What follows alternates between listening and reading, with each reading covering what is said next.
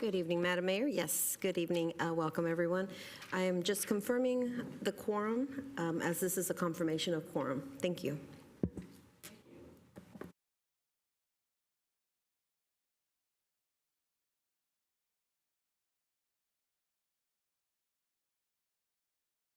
It was in January. It was, and now we're in February. Was it December? Boy, how time flies. So thank you so much. We did give you a little extra time, so you have a little extra time to tell us what you're doing and what you hope to accomplish. But we're going to go around the room and introduce ourselves. My name's Lisa Gilmore. I'm the mayor of Santa Clara, and so happy to have you here.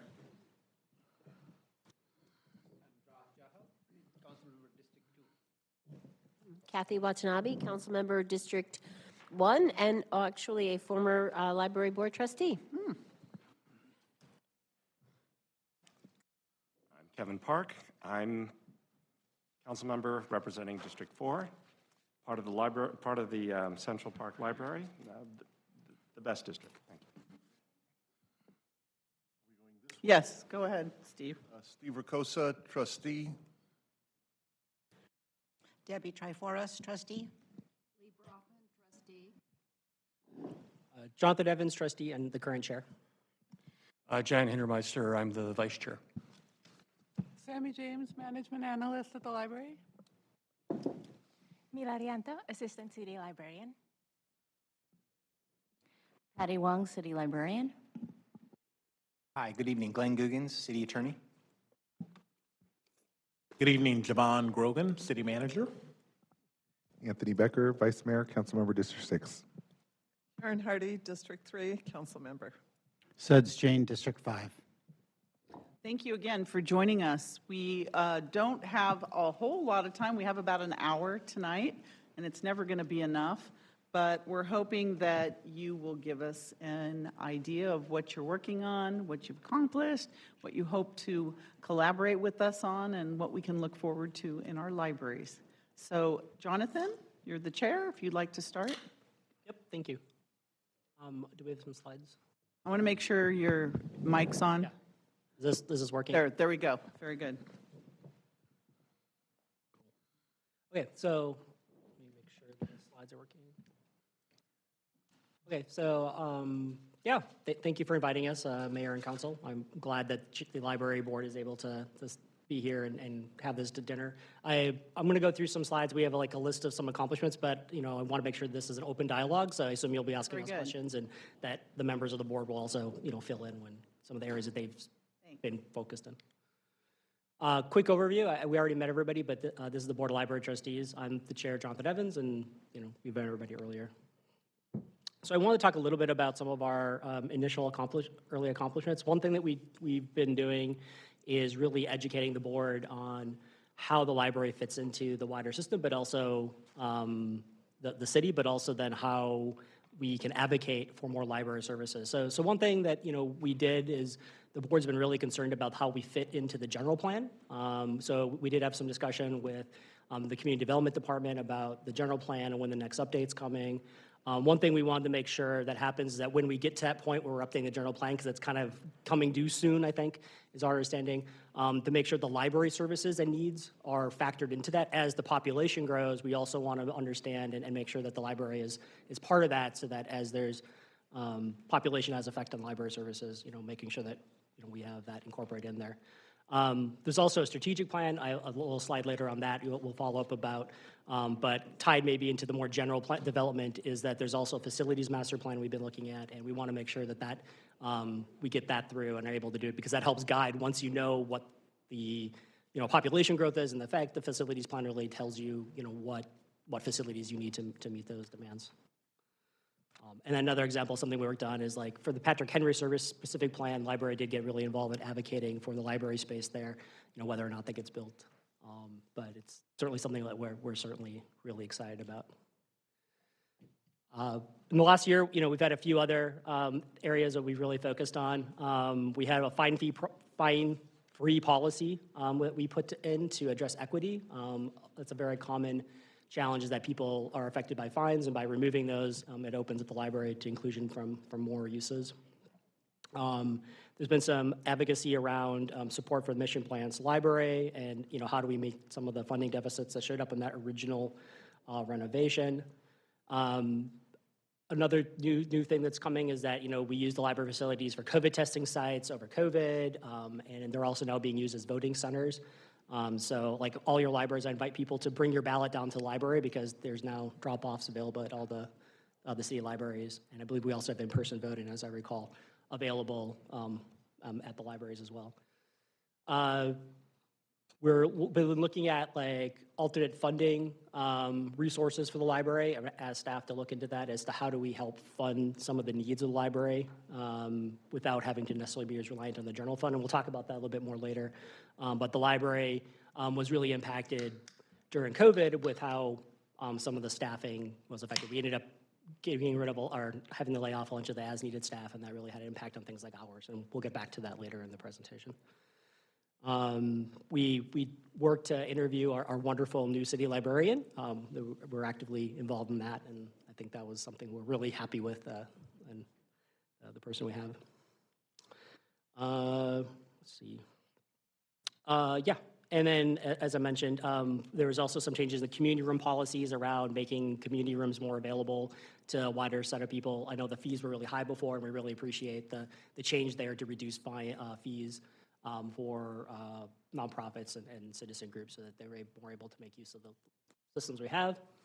And yeah, we've also been working really hard to increase library hours through budget changes for that. So one of the other big accomplishments that have happened recently is the expanded hours, and really want to thank the council for putting in funding for that. We've gone to from 88 hours a week total to 144 hours per week across all the locations. Increase in hours, 64% more in the morning, evening, and we also have now added Saturday hours at most of the branches, which is a change from before. Can I ask you, how does that compare to pre-COVID? Where are we on that? So pre-COVID, we had 172 hours of service. 172? So we're still not back to pre-COVID service levels, but we're getting closer. Let's see. We're very much appreciative of the City Council's support in bringing us back to that many hours.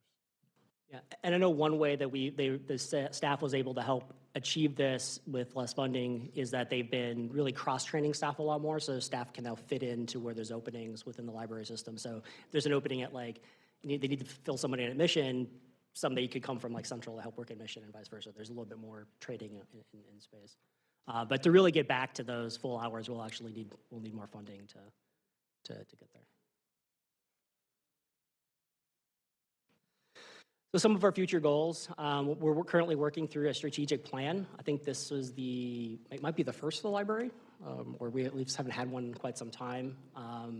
There's a draft learning report that is currently being worked on. I haven't seen the draft yet, but we will hopefully have that for our next board meeting or the meeting after the next one.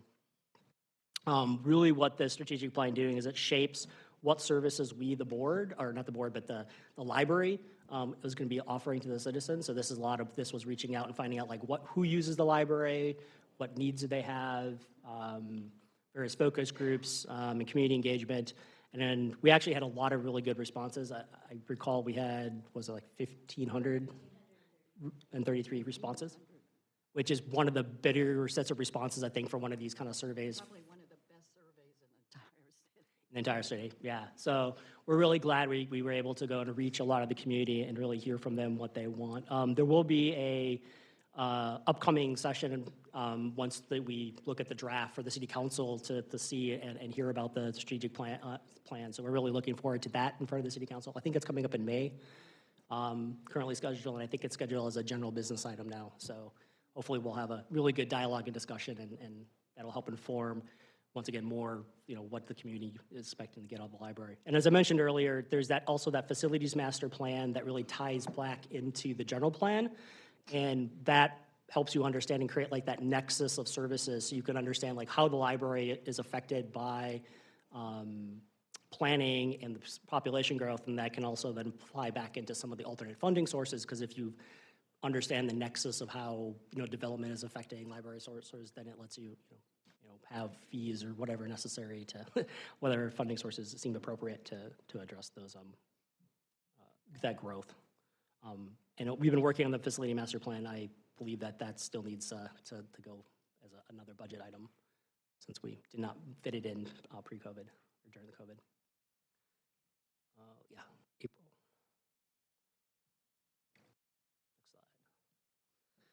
April. Yeah, so since COVID, there hasn't been a lot of communication, opportunities for communication for residents because of, we shrank events, we had shorter hours.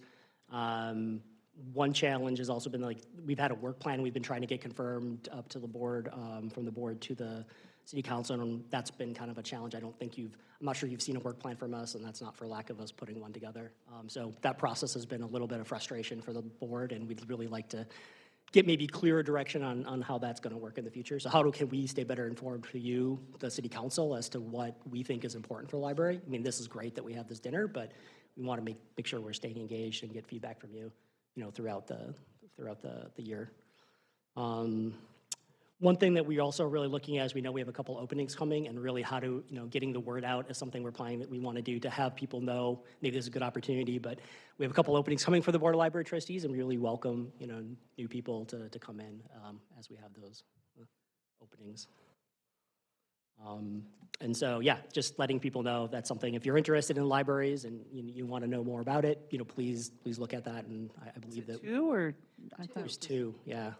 Myself and Jan Hintermeister are going off in Who's June. Jan? I didn't know you were off lead too. Okay. And it's unfortunate because we'll miss out all the experience from all the members that go off, but we definitely want to make sure we can recruit and fill the positions so we don't have to have any worries about quorum or being able to hold our meetings. We also have a trustee who attends Library Friends and Foundation and reports back and communicates, so we stay in contact with what the Friends are doing and help discuss with them on various options.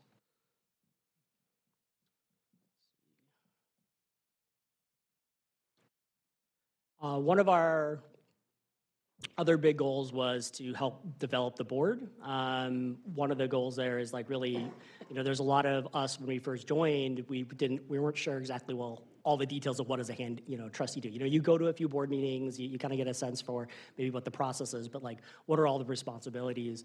That we didn't have a newbie guide, you hand somebody and say, hey, here's what the trustee does and information about the library. So we've been working on a new trustee handbook.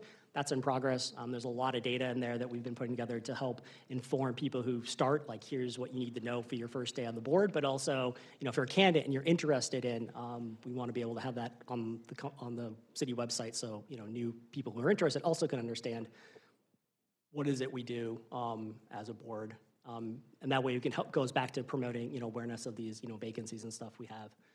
We also like to invite the council to various library events so that you can also get to know what the library is doing. There's, fundraisers like Library Palooza. I think I see people at all the time, and that's great to see you there. But, other events as well, talks. And there was a great event for Santa Clara Reads, I know, this last fall where I really got to meet some of our, adult readers, and I think that was a great event, and I would love to see more city council members attend to those. And so hopefully we have invites for any of those type of events going on that at least goes out to everybody, so you'll be able to attend if you have availability.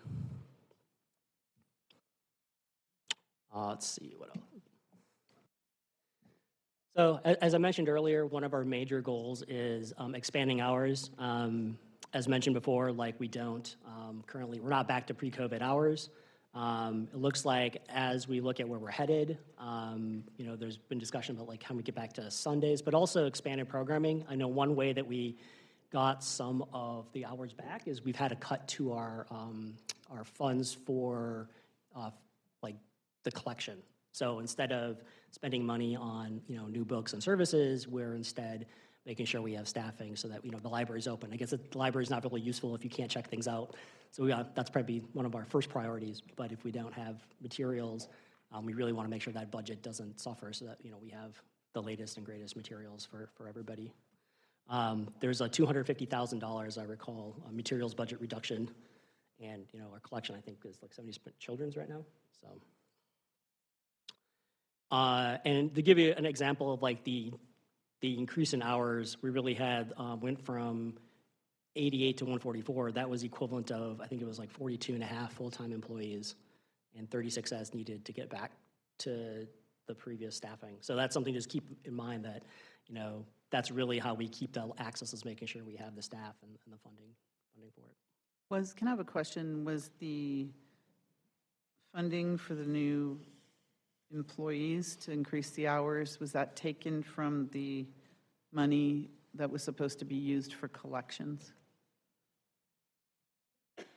It wasn't a direct, they didn't take it and then say, it was taken out of the budget period. Then the push was for the hour, to increase the hours.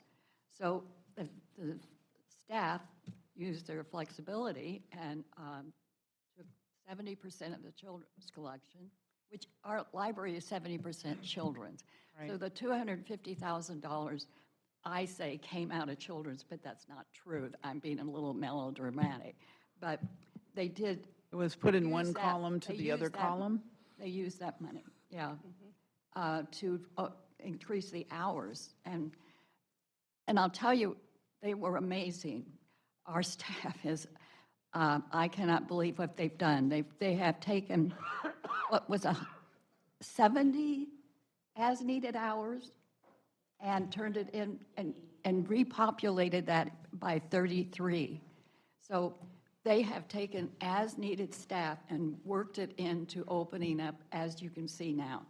And that was an amazing task, and I have to bow down to our staff. I love the fact that you did Patty, that. I yes. just didn't want to see it at the expense. We need to beef up our collection. Our libraries are so. But I am Anyway, sorry, asking, I am asking, can we replace the collection dollars so that we can get summer reading off the ground? You know, they're funding summer reading right now. And if we don't have 70% of the collection, where are those little early learners going to go? I know, I'm being melodramatic, but that's me. Thank you. No, it's important. Thank you. Sorry to interrupt, Jonathan. Yep, no problem. I think actually I blew through all of our slides really quickly. So I think I'll open it up now for the rest of the board. I know everybody had a few comments. I think everybody they wanted to make, and I don't. Does anybody have any? Steve, would you like to go first? I just wanted to follow up the invitation to library events. So Comic-Con is Saturday, October 12th. And as you know, those of you who have come in the past, we have VIP passes for you. You don't have to wait in a long line.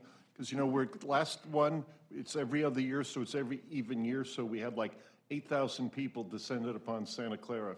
It's such a cool event that I consider it the best Comic-Con outside of San Diego, but that's my opinion. And then the other one is Library Palooza, our major fundraiser, is Saturday, May 11th. The time is TBD, but it'll be right here at the Triton Museum. So 2 big events to... Yeah, it's going to be at the Triton, folks. Oh, that's a change. Okay. Yes, it's a change.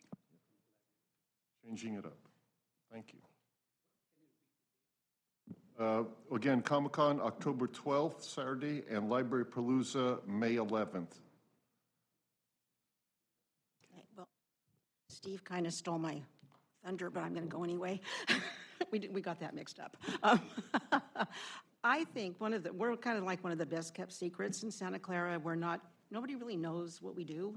That's one of the reasons Jan and I started working on the handbook, because I'd been on the board almost a year and thought, what do we do? I mean, we approved some things and we made comments, and then Patty came on and really told us what to do. So we now know what our role is as a board, and we want to make sure new people that you're recruiting know that.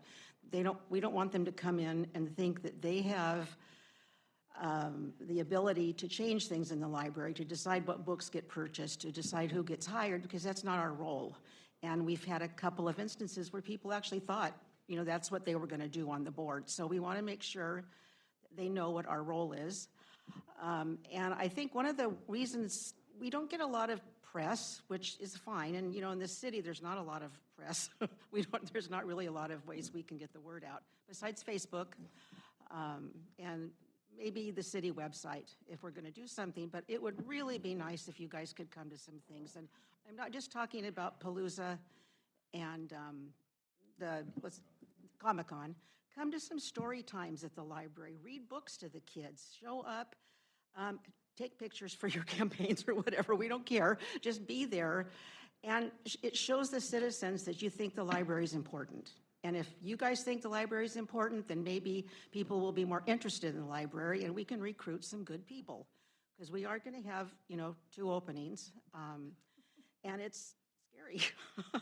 Because, we talk to our friends, but they get kind of irritated with us, always trying to recruit them into doing things. So I would really love to see you guys at more of the events. I think it would be very helpful to have. And then maybe, go on your Facebook pages and say that you're going to be there reading a story. And I think that would help.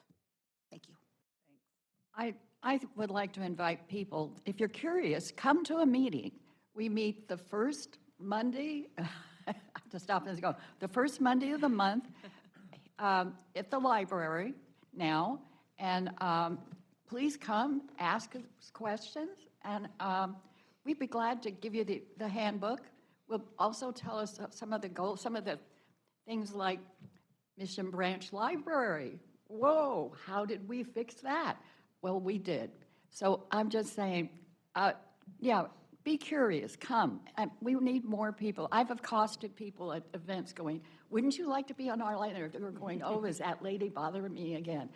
But I got some people curious, and but we need you to come to a meeting. We want to talk you into becoming a library board of trustee member.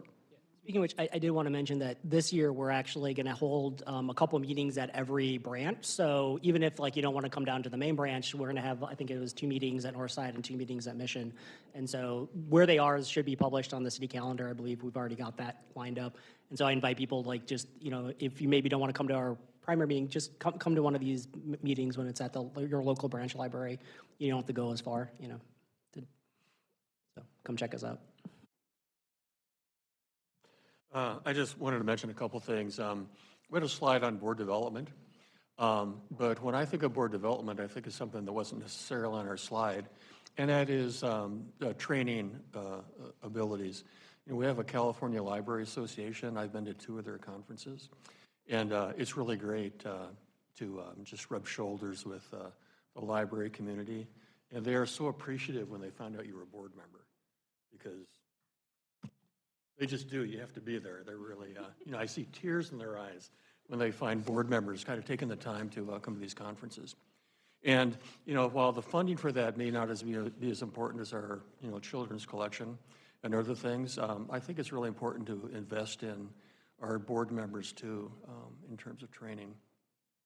The other thing I'd mention is as the strategic plan comes forward a little bit later in the spring, I would hope that you would really pay serious attention to that and, maybe even consider having a study session. We have a tremendously experienced city librarian here, and we're really benefiting from her experience. But this strategic plan is written by, people with expertise in a lot of different areas. And it'd be great, I think, for you to hear a presentation and get the kind of insight you can get from these really experienced professionals. So I would encourage that because, some of you were here several years ago when we first started talking about, at the time of the East Tasman planning session, about increased population and how libraries weren't really, we don't have the planning nexus for, asking for funding yet. But where we're going to get that is through the strategic plan process and then this facilities plan that'll be coming up. So that's an area where really we can all make a difference, from the board, city staff, and the city council to, given I think everyone recognizes that libraries are like a key infrastructure component. And every single person in our population in Santa Clara, whatever whether it's national origin or citizenship status or age or religion, whatever, there's something for you at the library. It touches everybody's life. So it's important as both the population increases and even the mix, the age of our population changes. We need to make sure that our library services keep up with the changes, whatever kind of changes there are in our city. And that's something where we all play a role in that. And I would appreciate your support in that, and also taking the opportunity as these plans come forward to really, take the opportunity to study them thoroughly. We'll be doing a kind of a line-by-line review, but I'm sure it would be really fascinating for you in your role too to see these plans and be able to ask questions. City Librarian, did you have anything to add? Since you're here, we're very honored to have you here today. You're a very popular lady in our city. I can tell you that right now. Thank you. Thank you. It's an honor, actually, to be here with our board. They're very hardworking. And in many ways, we're all a team in terms of providing services to our public. When the board mentions the importance of the strategic plan, one of the things I want to make sure that everyone knows is that it's community-driven, which means we actually had more than 1,500 responses to our community survey. That's not a small amount of people. The other thing that we did is we had focus groups. We actually talked to a lot of community agencies, and they gave us feedback. And we also tried very hard to get as many non-users and some feedback there, because everybody is part of this community. And even if we're not reaching them yet, we hope to reach them someday soon. We, as a team, we work very hard to make sure that we provide the services. And we do ask for your feedback in terms of what that service could improve. And I know that you're not afraid of sharing that information with any of us. So please continue to do so.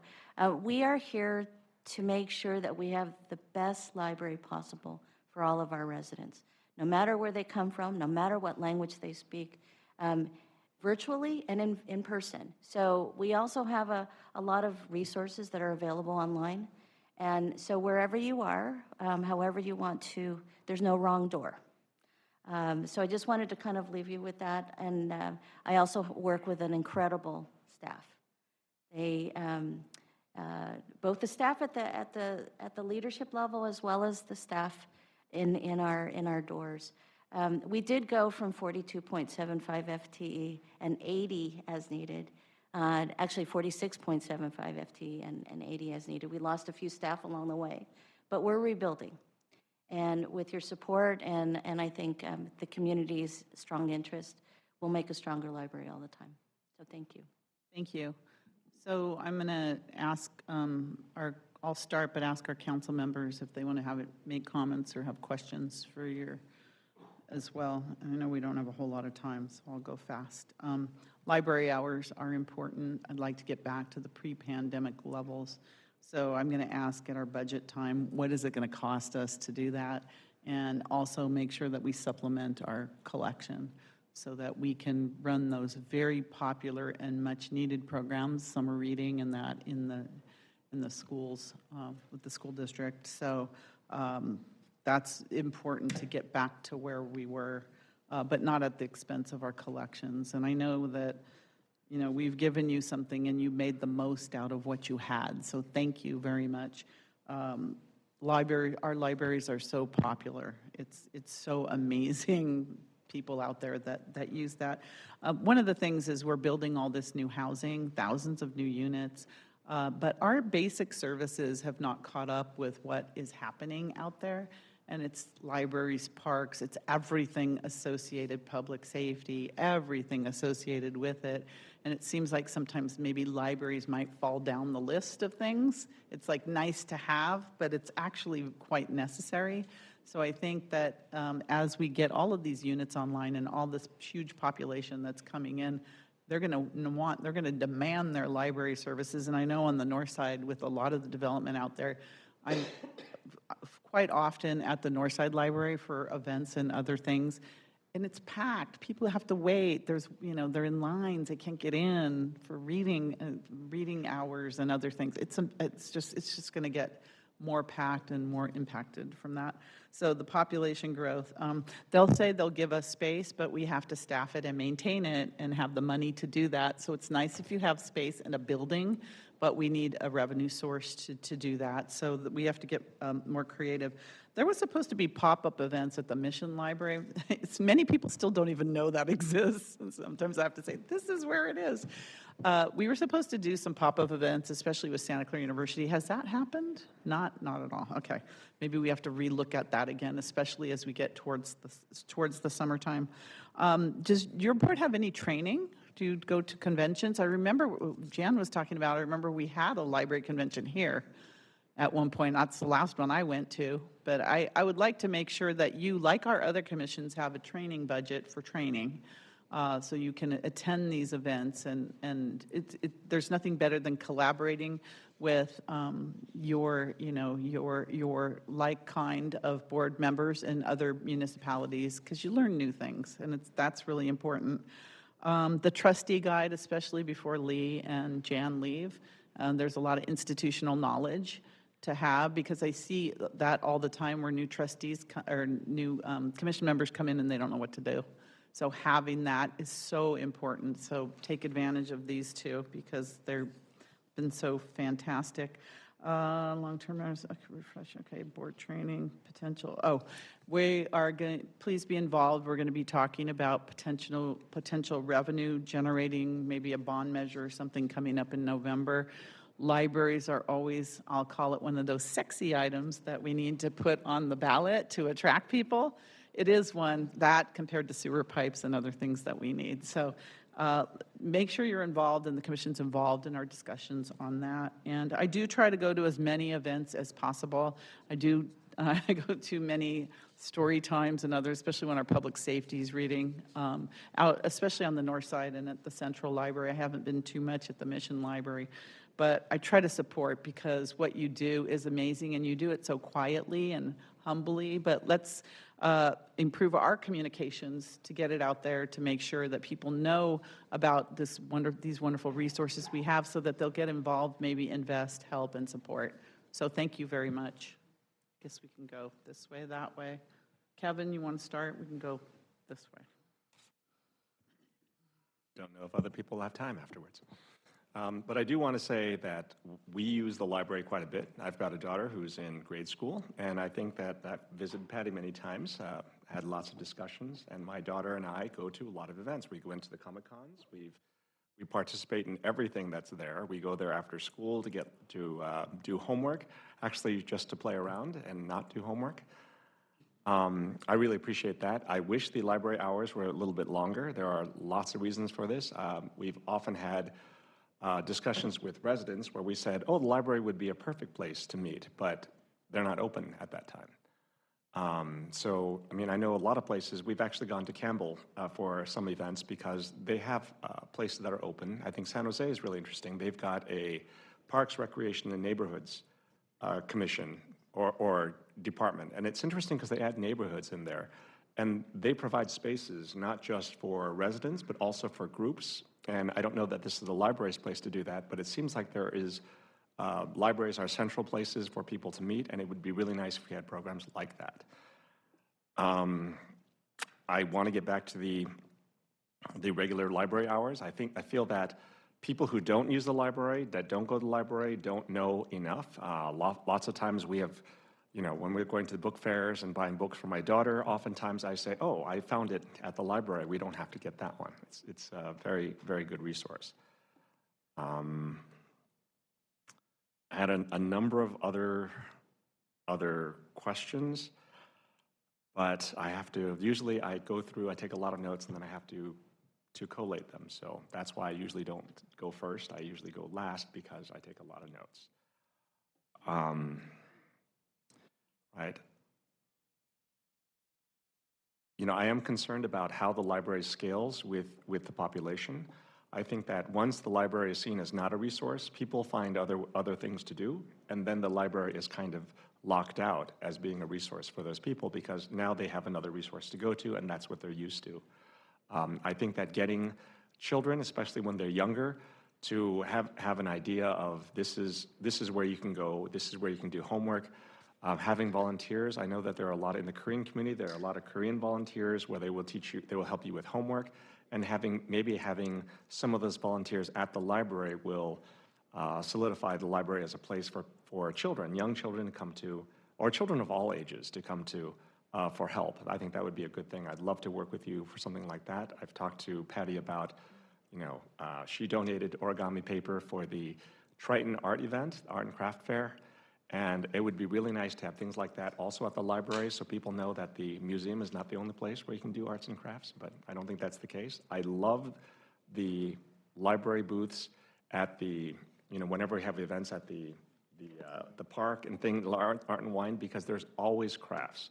And I think that the availability of crafts, something for children to do, while the adults are there mostly for shopping and drinking or eating, is critically important. So I really appreciate that. And I'll keep my comments there. Thank you. Thank you. Councilmember Watanabe. Thank you, Mayor. And thank you for the report and for all the great work that you're doing. I love that you are creating like a handbook specifically for our library. When I was a trustee, we were given a handbook, but it was just some obscure from I don't know where, and so I remember we as trustees read it and we talked about it, but it really didn't help us. But I love what you're doing because it's like you're personalizing the handbook, to our libraries. And one of the things I remember, and I still to this day see it, is how much people do love our libraries. And I remember that, especially for the summer reading program, students, kids will come from all over the Bay Area to just be a part of our summer reading program because ours was the best. I have to say, Santa Clara's was the best. And I remember checking kids in, to collect their prize at the end of the summer, and they were coming from Fremont. So, it was a real statement about how popular our library was and what a great job, our librarian did and all the services. So we really have, and actually won an award too. I remember when I was a trustee, the library did win an award for the size of the city that Santa Clara is, and it was just a real testament to all the good work. I have a couple of questions because I heard you talk about the $250,000 budget cut, and so I was just wondering, I remember a great source of funding that used to come in was through the state because Santa Clara, again, because our services, our resources were so phenomenal that people were constantly borrowing from the library, and as a result, we would get this reimbursement from the state. So I was wondering, I remember it was cut, but I was wondering if it's been cut some more, or is that still a source of revenue? I'm wondering also how the donations are doing in terms of being add to the collection, because I remember that was a great source of being able to put books on the shelves and other resources for the library. Let me see, there was one other thing, social media. Now, I know when Cheryl Lee was the branch librarian out at the North Side, she was awesome about putting stuff out on social media. And then there was some issue where she was told not to do it because it was the Rivermark Mom's Facebook page, and there was a conflict of some kind, and so she was asked not to do it anymore. And I tried doing it, but I can only do so much. And so, but it was a great source of being able to get information out to the community of all the great events that are happening at not just the North Side, but all of the libraries. So I don't know if anybody is dedicated to get that information out there. That's all I have. So anyway, but thank you for all that you do, being great trustees. And yeah, you've definitely changed the board since I was on it. So thank you. Thank you, Councilmember Chahal. Thank you, Mayor. So first of all, thank you to the library staff, librarian, and all of you for raising the standards of our libraries every year, basically. And we are the best, but we still want to maintain the gap, even the bester, I can say. So that's good.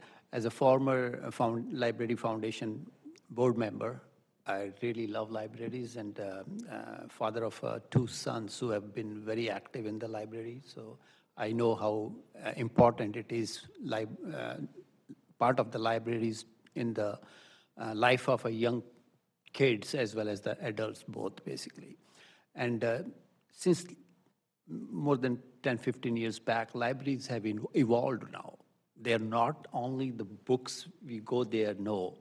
They are the more socializing places, like we run, so like Comic-Con and all these things we are running over there. So they become an integral part of expanding the services into such a way that we want to integrate more and more people into the spheres of the community, basically. And that means a lot, and your contribution towards making the community great is a lot on that front.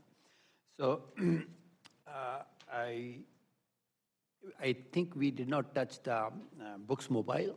That's very, very famous with a lot of kids in the school, and especially the social media posts were made about it. They were very good. So we are lucky to have that Books Mobile in our library, and that's a very good part of it. Right? And funding, I know, I would suggest that whenever there is a specific area plan or something, new development, bigger development come, I think the library trustees should come forward and ask for something. Like if we don't ask, we don't get anything anyway. But if we ask something, maybe we get some smaller part of it, but we'll get something. So because we want to integrate, like any specific area plan has to take care of the transportation, has to take care of the mixed use, has to take care of the libraries too. So depending upon where we are, maybe we can carve out some room within that place where we can bring Books Mobile, or we can have one room for libraries, put Chromebooks over there where it belongs to the library. So please do advocate for that. I would highly suggest that. Onboarding guide. This is a pretty good idea. Like I think it's a good idea for other commissions too, for city manager to note down that each commission should have an onboarding guide, so that when you go there in your first meeting, you get, oh, this is what my responsibilities are. This is what my deliverables are. That would really help us out. I know we have now 83% of pre-COVID, 144 hours out of 172. So one question I have is, I know you did a lot of survey and you might be collecting data. When are the maximum attendance into the libraries? So have we looked into that part, like, hey, let's say we are closing the library. I'm just taking an example. Let's say we're closing the library at 5, and between 4 and 5, we have the maximum attendance. So would it matter, like, if you open the library instead of 9 in the morning, let's open it at 10 in the morning, but extend from 5 to 6 p.m. That data analysis we should be doing, that so that if we can't reach 172, at least we reach out maximum number of people attending the library for that matter. That would really help us out on that. So those are my comments, but I once again thank every one of you for your volunteer service as well as professional service for making our library so great. Thank you. Thank you. Councilmember Jane. Yeah, thank you for serving. I know we get paid, but you don't. But it's, we do rely on the commissions and the commissioners to give us a lot of input. So I used to read a lot of books, but it seems like all I read are board agendas now. So anyway, that's what it is. The survey results, I'm curious about, was there anything there that surprised you that the community wants that we're not delivering already? And then, of course, money is always short, but there are metrics, like what do other communities spend on dollars per 1,000 residents for libraries, and how do we compare with neighboring cities? I'm a big fan of training and conferences. I know when I was on Planning Commission, the budget was cut. It used to be $20,000. It went down to $10,000. Has not been restored. And I think I was talking to Jan earlier. He said that you did used to have a budget, but now you have no budget for training and conferences. I think that's a real shame because libraries are evolving. I mean, now you're, support services for unhoused people. You hand out energy efficiency tools, induction stoves. You know, you have a library repair station. You have, you know, some places have maker fairs. And so to go there and rub elbows with other libraries that are doing innovative things is essential, it seems to me, and we should fund your ability to go to the conferences. I wanted to know about any plans for a makerspace at any of our libraries, 3D printers or laser engravers. And then finally, you know, I just want to know, are you guys getting any pressure to remove any books? Because there's a trend around the country, and good. Okay, thank you. Councilmember Hardy. Thank you. I will tell you that the Northside Library was something that was very important when I was on the Planning Commission, because I lived on the North Side in the 80s and had to come clear down to the main library. So I'm thrilled that we have the Northside Library. Also, I will say I'm curious how much the services have changed, because I remember when it was DVDs, everybody was checking out of the library. And I'm really curious as to how much things have evolved, like the comparison of online books, audio books, ebooks versus audiobooks, and hard copy. I mean, where should we be putting our resources and our efforts so that we keep current with what our residents need? I will also say that I know Suds and I are robotics coaches, and our robotics kids have come down and done a demonstration, and they are always up for that if we can coordinate it. And estudio todos los días mi español. I've been studying Spanish every day for quite a while, and I feel very comfortable reading books out loud to children. So I'm more than willing to come and do that. I will tell you what bothers me the most. Spanish is our most spoken language other than English, and teaching at the high school, we found that the students are more likely to be bilingual than they are biliterate, and that is a real travesty in my mind. And I've even gone down to our library and read some of the books, the children's books in Spanish, to make certain I could do that. So, and I worry that maybe that isn't utilized enough, and it may be a little bit cultural too. So I'm more than willing to come and help with that. And maybe each one of our fellow council members can offer to come down, maybe 2 at a time or something. And then we'd be there to talk to residents if they have any other concerns. Thank you. Thank you. Vice Mayor Becker. Thank you, Mayor, and thank you all you guys for serving and being a part of this community. You know, I want to first also say thank you to our stellar staff and Patty and everybody who's made our libraries possible. You know, our libraries aren't just great, they've had a history of being great. If you look at the wall over there, we got that award in 2001, an All-American City, and that was mainly because we recognizes the communities that leverage civic engagement, collaboration, you know, inclusiveness and innovation to successfully address local issues. So we've been doing this for decades. I remember as a kid, we had the bookmobile showing up over at Pomeroy Elementary. We did have story time. So it's something that Santa Clara's had, and we can make better. And that's why I believe also, as what the mayor said, going on along with her lines is about in budget and finding more money for that, including a bond measure. And I'd hope that every one of you joins us if we do have a bond measure, going out there and trying to get awareness to get people to vote for this, because I think the mayor had it right. These key hot words is, you know, libraries, infrastructure, sewers, stuff that actually gets people to say yes.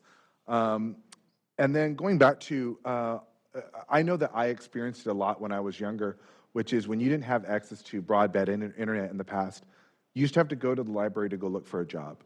Well, in that era, probably towards the end of that, it started becoming timed. And I recently talked to a lot of people who are homeless or out in the streets, and they tell me it's time, they don't have resources, there's not enough time to find a job. Because honestly, when you look for a job, it takes over an hour to even apply for a application sometimes. So I want to know what kind of services we are offering to people who are out on the streets, where they can have that electronic access to communicate with each other and look for a job. I know we had it before, but I just want to see if we have longer time periods, because it is important for people to look for jobs, especially trying to get off the streets. Pride Story Time, I know you guys have been doing that for a while. I'm very, very glad you're doing that, especially in the face of a lot of the hate that's going on right now. I know there's a lot of attacks on what's going on with Drag Story Time. And I hope that you guys aren't having any pushback. I did show up to one of the drag story times at the Mission branch, and it just wasn't a good day, I guess, because I only had a few people there. But I'd love to see it, more impactful and more people showing up. And I do take Councilmember Hardy's challenge too. I will join in that and reading story time if I have to, because giving back to what people were doing in the past for me. And then again, increasing our budget. Councilmember Jane mention it, in increasing the budget on your commissions, because you do deserve the chance to go to these trainings, and we want to give you that funding. So I think that's something that we should be looking forward to in our priority setting session this year. And lastly, I think I already covered that, Pride Storytime and homeless services, but I think that's the one thing that I think is key, is providing some kind of electronic services for people that just don't have it. And that I think will do justice, because I know people communicate by email sometimes, and they only get a chance to check their email maybe once or twice a week. But looking for a job and getting a job is, pretty grateful. So thank you guys for your service. Thank you guys for all the years that the city has given me the chance to study and grow up here. And now you're continuing that legacy. And hopefully we can win another All-American city pretty soon. Thank you. So I'm going to give it back to you. Mayor, I want to throw one more thing out there. I apologize. I know, and this is to add to the questions. Read Santa Clara, I wanted to know what the status of Read Santa Clara was. Thank you. All right. So I want to hand it back over to the commission to give us their thoughts or final comments. I have a comment. Yes. I have had people in the city say to me, what do we need a library for? Everything's electronic.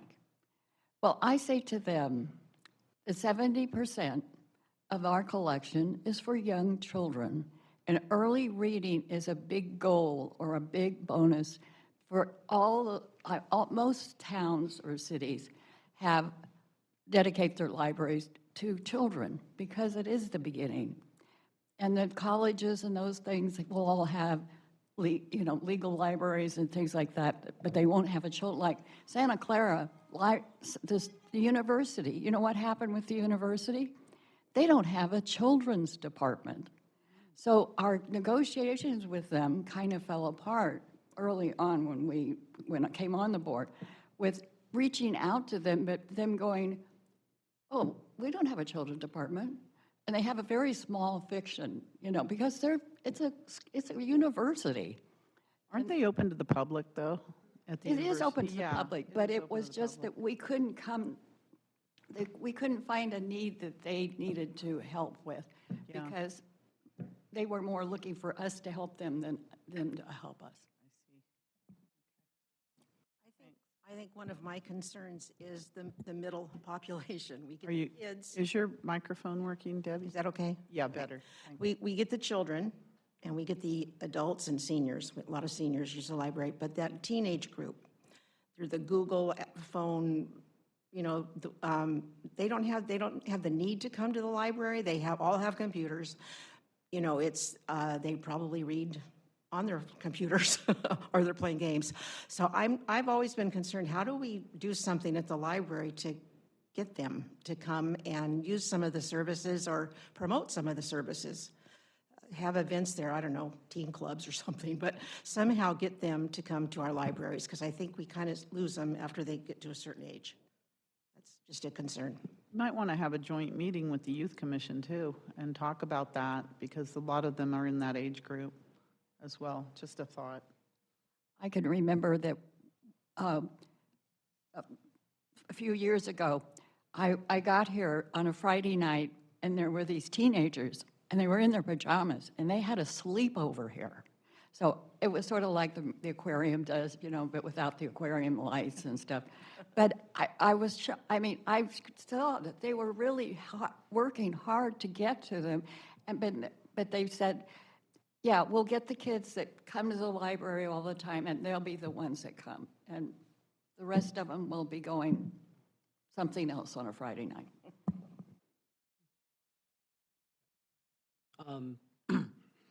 So like, I appreciate all the feedback from the city council, especially on like areas to take a focus of. I don't have answers for all your questions tonight, so I assume those are maybe things we'll look into long-term.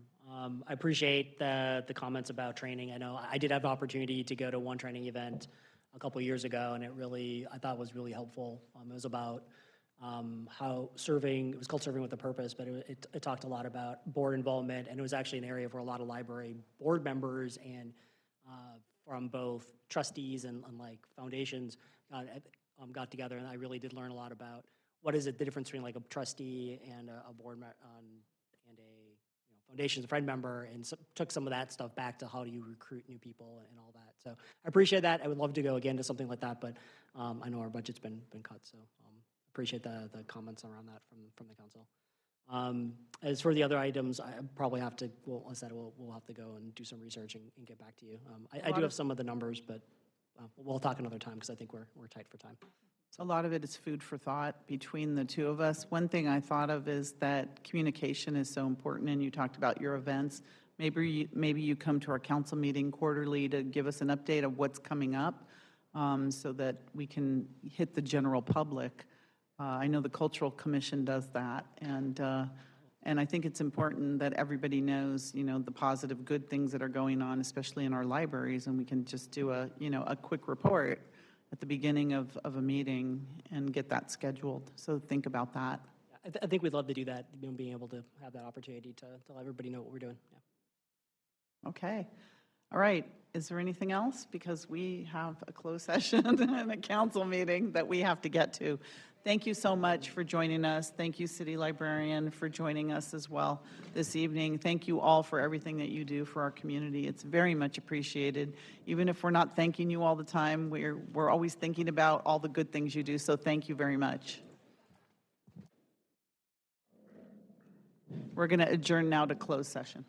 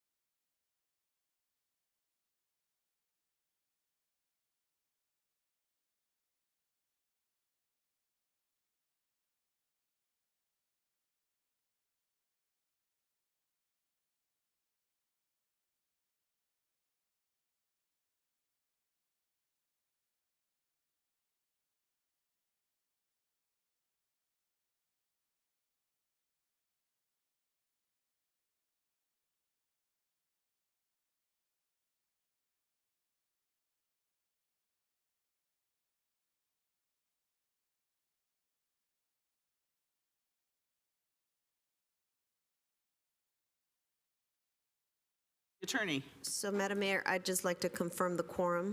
Okay, thank you. City Attorney. Thank you, Madam Mayor. I'll read you into closed session. We've got two items tonight. Both are conferences with real property negotiators. The first one relates to property specifically identified on the agenda, but it's the Hyatt Hotel site. The city negotiators are listed there. It includes representatives from Eastdil Secured. Those two individuals are Mark Penrod and Daniel Prendeville. Negotiating parties are the city on the behalf of the successor agency, and the prospective buyer is XHR Acquisitions LLC. Under negotiation, both price and terms. The second property identified more specifically on the agenda is commonly known as the Techmart Office Complex property. Same group of negotiators, same city entity. The prospective buyer there is Techmart Owner LLC, also under negotiation, price and terms of sale. Thank you. Is there any public comment on these closed session items? I don't see anyone in the chambers. Do we have anyone online? I have a hand up. A hand up? They just Okay. put it down. Must not have been for this. Okay, so seeing none, we are going to adjourn to closed session. Thank you.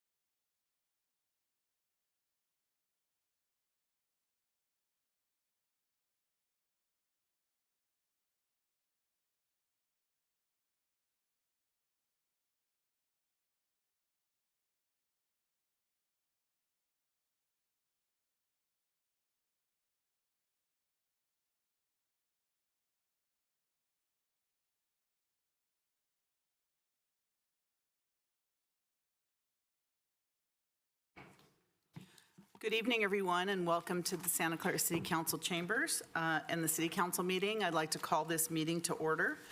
Could you please stand for the Pledge of Allegiance and remain standing for our statement of values?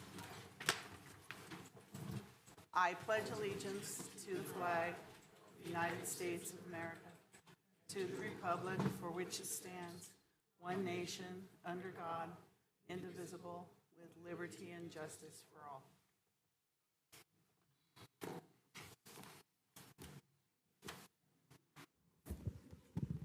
Kevin? Kevin, are you doing this? Okay, I'll do it. As we gather, we humbly seek blessings upon this meeting. May we act with strength, courage, and will to perform our obligations and duties to our people with justice to all. Let us seek wisdom so that we may act in the best interest of our people, our neighbors, and our country. All this we ask so that we may serve our community with fairness and respect, putting their needs before all. Thank you. Please be seated. City Clerk, roll call, please. Councilmember Board Member Watanabe. Here. Councilmember Board Member Shahal. Present. Councilmember Board Member Hardy. Present. Councilmember Board Member Park. Here. Councilmember Board Member Jane. Here. Vice Mayor, Vice Chair Becker. Here. Mayor and Chair Gilmore. Here. Thank you.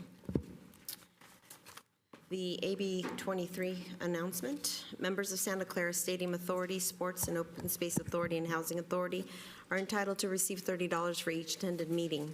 Statement of behavioral standards. The City of Santa Clara has adopted a code of ethics and values and behavioral standards for public meetings to promote and maintain the highest levels of conduct. This includes mutual respect, robust discussion, and allowing city business to be done in an efficient and consistent manner. Please note that as the presiding officer, the mayor's and chair's direction in matters of process and decorum should be followed, and that use of the gavel indicates all conversations must conclude, and everyone in attendance should come to order and attention. Welcome and thank you for your participation. If you're joining us this evening as a registered lobbyist, we ask you to please identify yourself as such and disclose the clients and/or organizations that you represent. This is pursuant to City Code Section 2.155.110. Thank you. Thank you, City Clerk. So good evening, everyone. For today's meeting, the council's back in person and is conducting its meeting in a hybrid manner. The public is welcome to attend in person, and the city also continues to use the Zoom feature to allow participation from your home or office. Members of the public can still join via the link and/or call into the Zoom meeting phone number shown on the screen now. If you'd like to speak on an agenda item or during public presentations, please raise your hand on the Zoom application or press *9 on your phone. Please only raise your hand while the item you're seeking to speak on is presented. Staff will enter your name or the last 4 digits of your phone number, and I will call on you to speak. As a friendly reminder, members of the public have 2 minutes to speak on an agenda item and 3 minutes on public presentations, and those are reserved for topics that are not on the agenda. Prior to each agenda item, staff will lower your hand to ensure that members of the public are seeking to speak on the appropriate agenda item. So we'll move now on to the council agenda. Reports of action taken in closed session. City Attorney. Thank you, Madam Mayor. For the public, City Council, acting on behalf of the successor agency, did meet on both items listed on the agenda, item 2A and 2B. However, there is no reportable action. Thank you, Madam Mayor. All right, thank you. Now we have continuances, exceptions, or reconsiderations. Do we have any from the council or staff or the public? I don't see any. Okay, so that will take us to our special order of business. So this evening, the council is delighted to recognize 59 students. Wow, is that true, Mr. Forrest? 59 students from Santa Clara for their participation in the 2023 Synopsis Championship Science Fair. Each year, the Santa Clara Valley Science and Engineering Fair Association hosts this event to showcase students in Santa Clara County. These students will become our future scientists, technology experts, engineers, and mathematicians. I would like to turn your attention to the slide listing all of the students' names. Wow, I don't think we've had this large of a student names ever since you've been coming, Mr. Williams. We're so proud to recognize our Santa Clara students for their STEM achievements. Let's give them a round of applause.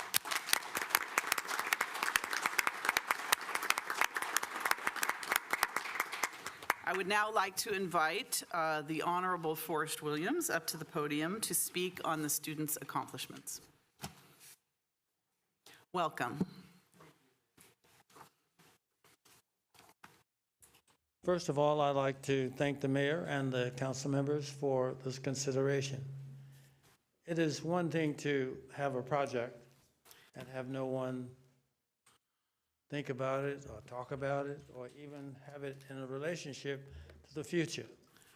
But in this particular case, the students are excited, the parents are excited that you took the time out of your schedule and your agenda, and I know it's packed sometimes, to honor these students.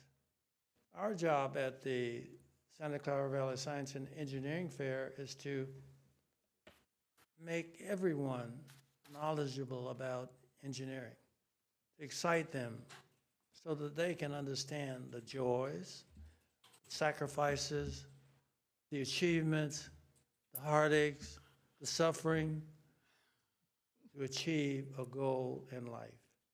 We teach them from the point of view of you are the future. There's nothing new under the sun. We just have to investigate. We have to do research and make it such that what we find, it is palatable and usable by humankind. And you being here to say what a great job you've done, you can't measure it. What we can do is encourage. And you've significantly encouraged our students today. So thank you again, and I thank the parents and also the students for their work. I'm excited. I'm an engineer. My daughter is an engineer. My son was an engineer, and they love it. We didn't push them to be that. It's just that there was a need, and we supported them in their venue. So thank you again, and we look forward to a great future. You have made that future today. You've changed that future. You know what it's going to be like. And these kids here are to say, you are doing the right thing. Thank you very much. Thank you. Before you go. I just want to say for all of our students out there as well that Mr. Williams, you were an engineer, but you were also elected city council member. So for all of you out there, you can do both. You can be an engineer and a city council member and a mayor. So just don't forget that. But we are incredibly proud of all of these students, incredibly proud. And so on behalf of the city council, I'm going to present you with this special mayoral recognition in honor of the 2023 Synopsis Championship and in recognition of its commitment to showcasing the next generation of scientists, technology experts, engineers, and mathematicians. The future is truly bright. So I'm going to ask that, Forrest, that you come up here with us and that we attempt to get every student that that has completed this to come up here for a photo. And we do have certificates of recognition for all the students, which Mr. Williams will pass out, I think, at a later time. Can you come up here? Thank you. Because I want to make sure we have enough room out here for all of the students to come up. Can we get the students to come forward, please, up here? Pull our chair back. Forrest, if you could come here, because you're tall like me, so thank you. And then we can hold this here, and then they can come up here. Okay. Congratulations. Nice job. Congratulations. Taller ones get on the back. Taller, stand in the back. I don't want him to block us. Put it up higher. Hey, guys, can you come over here on this side? Come with me. Okay. Back up a little bit. Back up. Back up, come on back.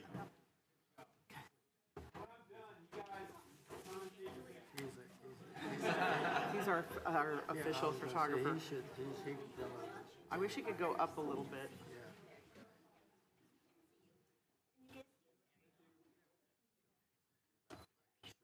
Okay, we all ready?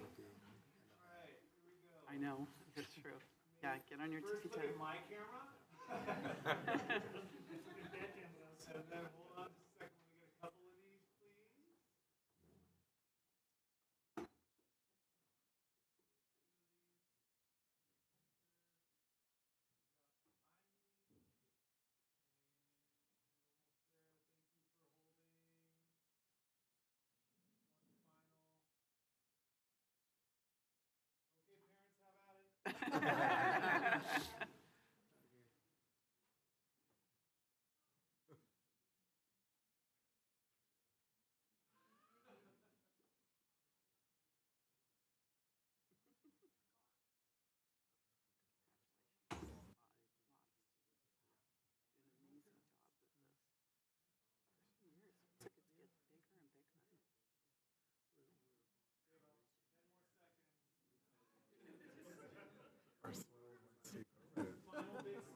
Sweating, isn't it?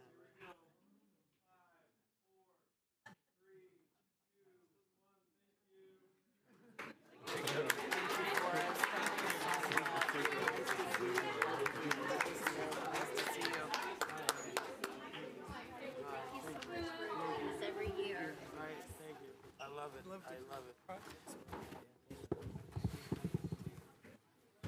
Okay, take care. Bunch of engineers up here, too. Now, be sure to fill out all your job applications to the City of Santa Clara on the way out, all right? We're gonna reserve you for the next 4 or 5 years.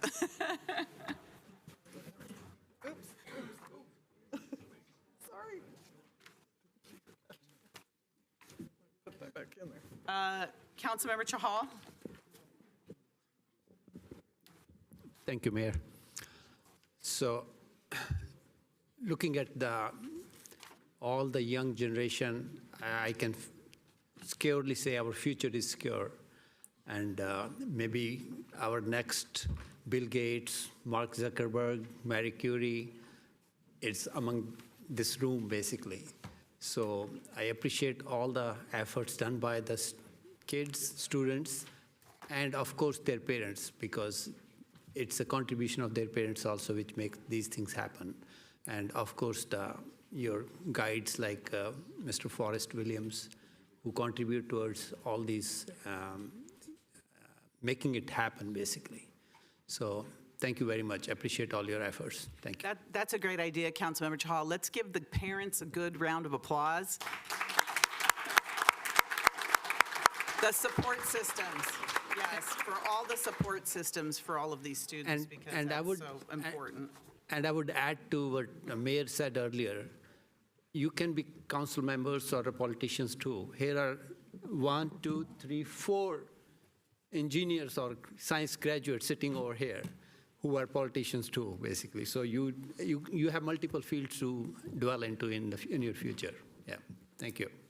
Thank you. Okay, is there anyone else that wants to say anything? Because we're going to move on to the rest of the agenda. You need to put your, all right, Councilmember Park. So I'd like to reiterate what Councilmember Chahal said as well, which is I think it's, I think that we do need to acknowledge where our children get their vision, and I think that we need to address where children get their support. And I think that it's only through the support of families that our children can achieve, because there are so many challenges with our children. At the same time, I would like to correct a little bit about what Councilmember Chahal said. You can be an engineer and be on council. I would encourage people not to be politicians. And again, it's one of those things, we actually need more thinking people on council. I think that in engineering, we have this idea that nature abhors a vacuum. Well, there's a saying in politics as well that says, politics abhors a vacuum. And basically it says that if good people don't run, other people will. We don't put positions on hold because we don't have good people running. And for all the engineers, all the logical people out there, at the end of the day, it's people that make the world go around. And you can deal with numbers, you can deal with computers, but ultimately the interface to make the world move is people, right? And I really think that, trying to think of a good way to say this. I have so many things to say, and I think, well, that's not quite the most appropriate way to put this. But I do think that we need good people everywhere. And I think that if good people only choose to go into places where we have machines and science and math, then there is a whole social space that is missing great people. Thank you very much. Thank you. Okay, we are now moving on through our agenda, and you're all welcome to stay to hear our council meeting. We'll be going for the next few hours, so if you don't have anything to do, it's a good lesson in civics. All right, next we have the consent calendar. All items are approved with one motion unless an item is pulled for discussion. And I'll be abstaining for the record on item 4E, which is the lease extensions for 900 Lafayette Street in Santa Clara. My office is close by that item. If not, can I hear a motion for the consent calendar? Motion to approve consent calendar. Councilmember Becker, Yeah, I wanted to pull item 4E, just 'cause I had a couple questions. so you can run the meeting, is that why? Oh, no. Yeah, okay. All right, item 4E is pulled. All right, is there anyone in the audience who would like to pull a consent calendar item? Okay, seeing none, is there a motion to it? There was a motion? There was a motion. Who Yeah, made the I- motion? Councilmember Chahal? Seconded second it. by Councilmember Hardy.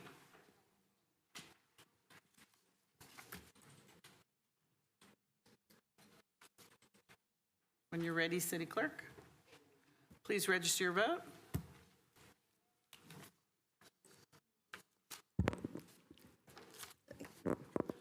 What's your vote? Kevin can't vote. Right, okay. I can't hear you. Yes. Thank you.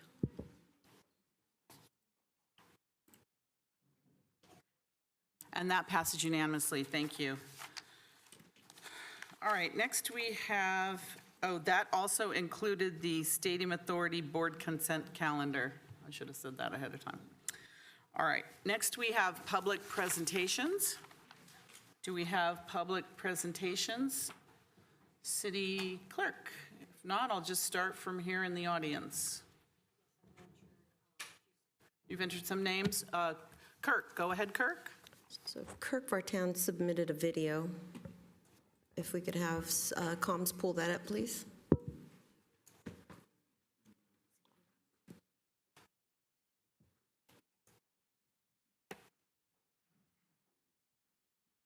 Someone's running.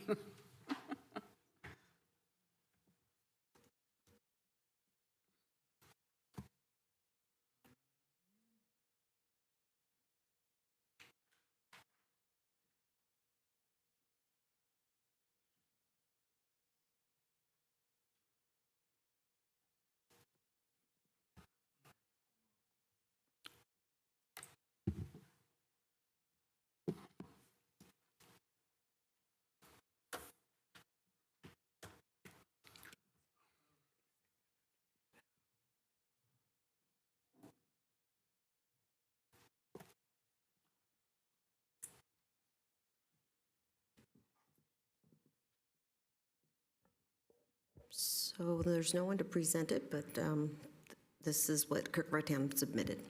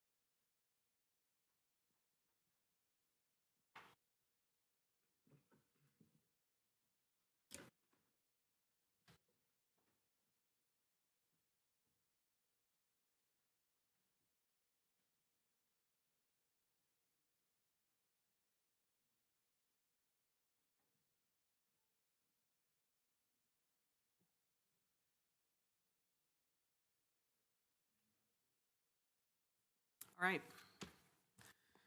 Okay. All right, Mark? Please come forward. Welcome. Good evening, Mayor, council members. Thank you for the opportunity to speak. I'm here, that's the other Mark. Okay, we'll let the other Mark go We'll first. switch. So we can go to Mark Kelsey right now and then, yeah. Sorry. Welcome. We'll Confusing start all over when we have again. two Marks, so.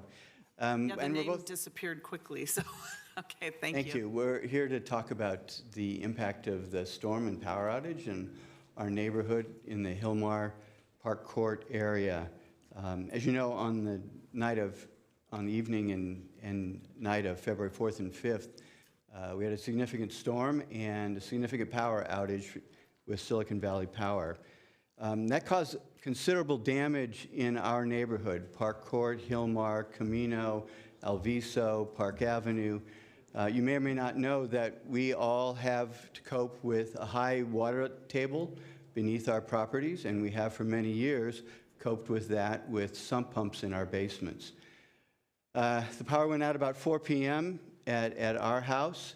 My wife and I started to get worried when it didn't come back on within an hour or so, as it normally does. Silicon Valley Power is very reliable, and we're used to not having long outages.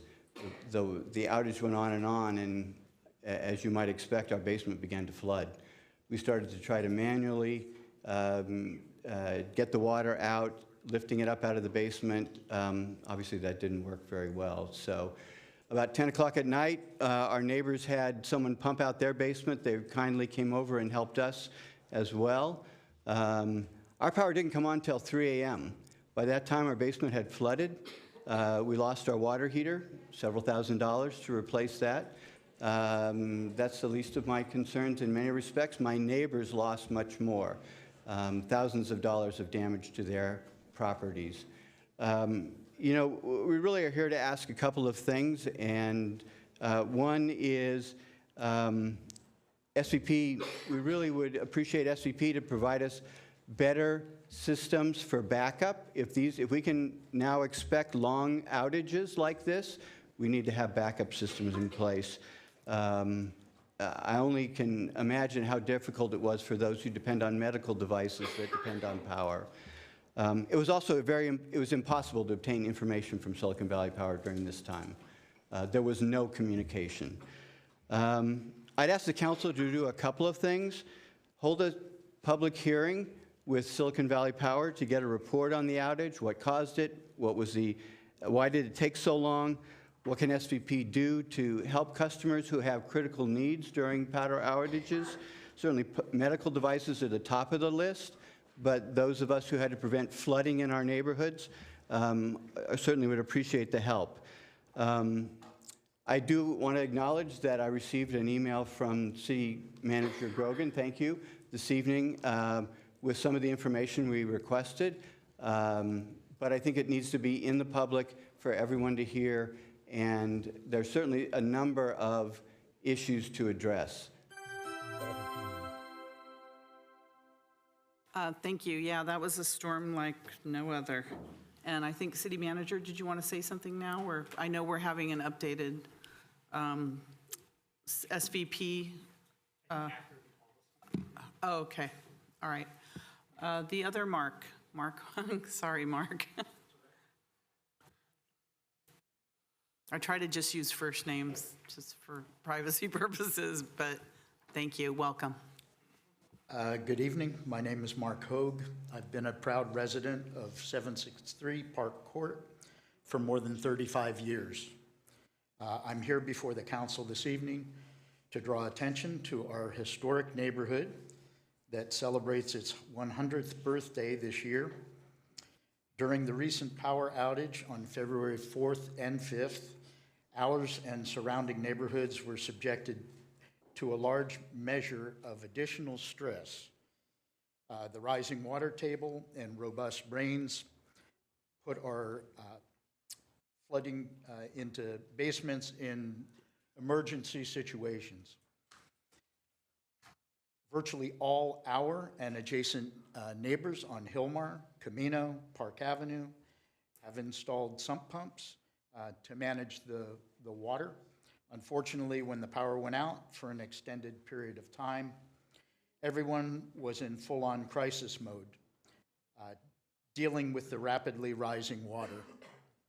Many of the homes have water heaters, furnaces, washers, dryers, and freezers in our basements. These houses had very small footprints, and so you put things where they will fit. We were all left scrambling to attempt to protect our investments. Some people bailed out by hand, literally. Others paid to have basements pumped out, and others like us had no choice but to purchase generators in an attempt to minimize damages. For those unable to respond as quickly, they suffered damages totaling many thousands. I've spoken with multiple people who had to replace water heaters. What all this points to is that Silicon Valley Power needs to have better emergency protocols in place, including faster restoration of power and primarily better communication to residents during this crisis period. It also highlights the critical need for long overdue replacement of many crumbling infrastructure items, including but not limited to water mains, sewer, street curb drainage, and street repaving. Money needs to be allocated right now to preserve the integrity of our historic neighborhoods. I just want to reinforce what the previous Mark said, hoping that this will serve as a starting off point for further discussion.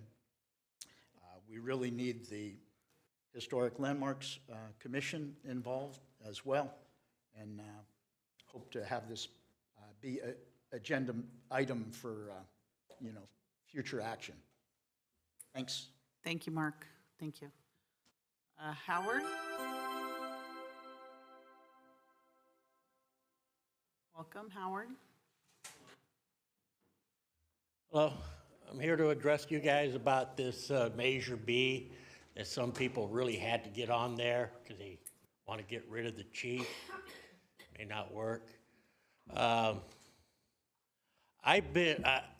caught Becker there last week, I believe it was, and he mentioned there was another 49er 5 before. Remember something about that? Well, that 49er 5 put me in danger. After my business threw me out on the street, I went to street vending, and I had 3 guys come up with a sawed-off rifle, stick it in me, and take what money I had, and demanded more. They were going to kill my blankety blank. So I kind of understand, because at that time I had a dirty chief who worked with the 49er 5 of before to put me out like that. So I understand the 49er 5. Luckily they're gone, but they've been replaced. And the non-49er 5 are still here as 2. So that kind of stuff, not having a chief, I was able to come and finally get hold of a chief that was elected and started working with me and made sure things happened. I was safer. I had somebody to come to rather than onto deaf ears like I do right today too, and have been for a long time. But when you get rid of that elected chief, people can't come and yell at you and bend your ear. I got to do that. Chief Sellers, he listened to me and we worked things out. We got another elected. So when you elect people, they're accountable. When 49er 5 elect a chief, they're not accountable. More people are going to get hurt. And I know it's really great to be a politician. It's really good. Everybody looks at you. You're so up there, mighty, mighty, but you put your pants on the same way as everybody else. So when you endanger people, You know, you're going to endanger a whole community that's not going to be able to come and say, dude, I voted for you, and you better do what I need.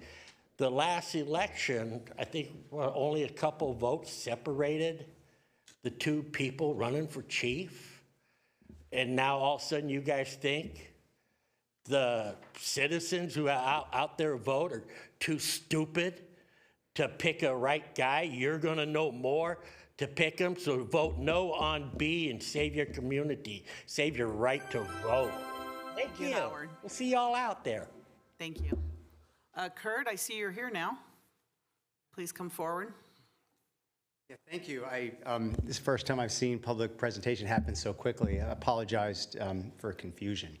But thank you for allowing me to present today. So I'm here to talk about integrity and ethics and just what's right. These two images are from the Yes on B campaign, one from a website and one from Councilmember Karen Hardy, her Facebook page. Oops. And here, just to draw attention to the date, February 6, 2024 in the afternoon, this was posted on her District 3 Council page, very clearly identifying 3 individuals, former police chiefs, that looks like supports Measure B. So let's dive in a little bit deeper. So the first one we'll look at takes about half the image. Well, that guy died. He died like 10 years ago. The other 2 are also not supporting specifically of Measure B. And this was pulled right off of a news article. I think this needs to be called attention to because it's pretty egregious. And again, truth, ethics, and integrity. So the first one, again, did Ferguson looks like he supports Measure B? It sure looks like it based on this image, but he's dead. The next one is former Chief Vasquez. Looks like he supports yes on Measure B, big check next to his name. He doesn't support it. And then lastly, again, former Chief Arroyo doesn't support B, but it looks like he does. So this is deceitful. So again, where are the chair of the Ethics and Governance Committee? Where's their complaints and saying, hey, this isn't right, we need to correct that?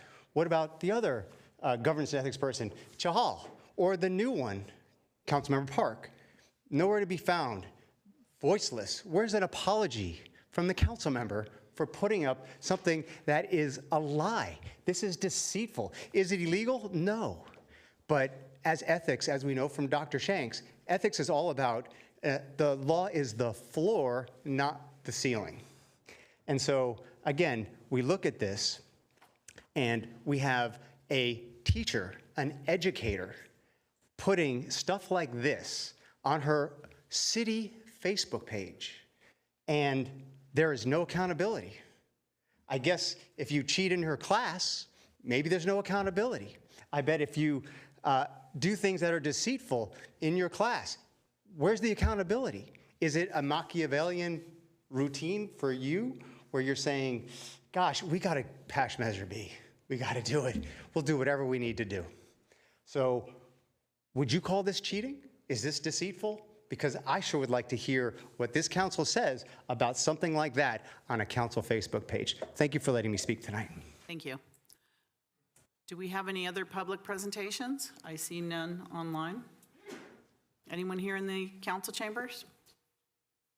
All right, city manager. Sure. Thank you. This lady would you like to come?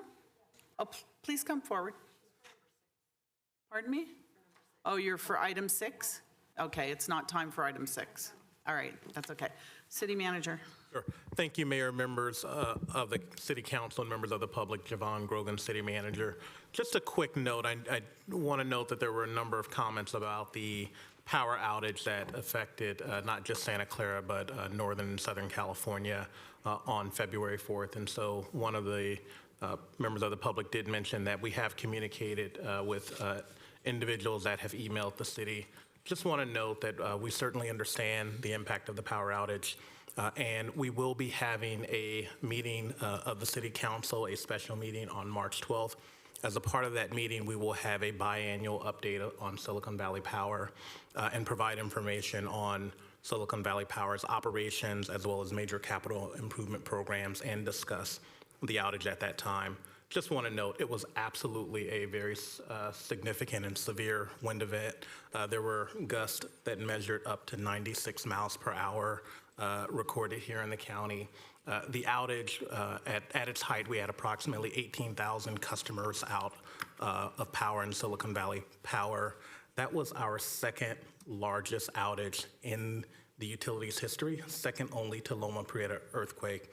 So certainly it was a significant, unprecedented event. We certainly acknowledge that additional tools can and will be put in place with regard to communication to the public. And again, we will talk about that in detail at our March 12th meeting. Also, the utility is working on a community meeting where members of the public can have an in-depth audience with members of the utility for detailed questions. With that, I want to thank the council and the mayor. Thank you, and for the public members that came on this item or those listening online, March 12th would be the meeting to, well, we will discuss the unprecedented event that happened, that hopefully we don't see something like that again, but probably we will. So we'll be better prepared next time, but we will be talking about it on the March 12th meeting, so please join us then. All right, any other members? No, I already asked that.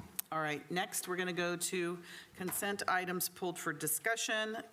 Vice Mayor Becker pulled the item number 4E, action on lease extensions for properties at 900 Lafayette Street and 1000 Lafayette Street, which is Peddler's Plaza, until May 31st, 2025, with an option to extend until May 31st, 2026. I have a conflict of interest. My real estate office is close to this, so Councilmember Becker, you will be running the meeting. Or Vice Mayor. Thank you, Mayor. Well, don't go too far. I have just really quick, simple questions for staff. Seeing that, sorry, I just want to make sure I brought up the right thing here. Yeah, that's what it is, right there. It says for the next, I know that this was a big issue with the Reclaiming Downtown group about basically renewing leases and extending longer term. I know we had this discussion in 2022, I think even before that, about how long we're going to extend these leases.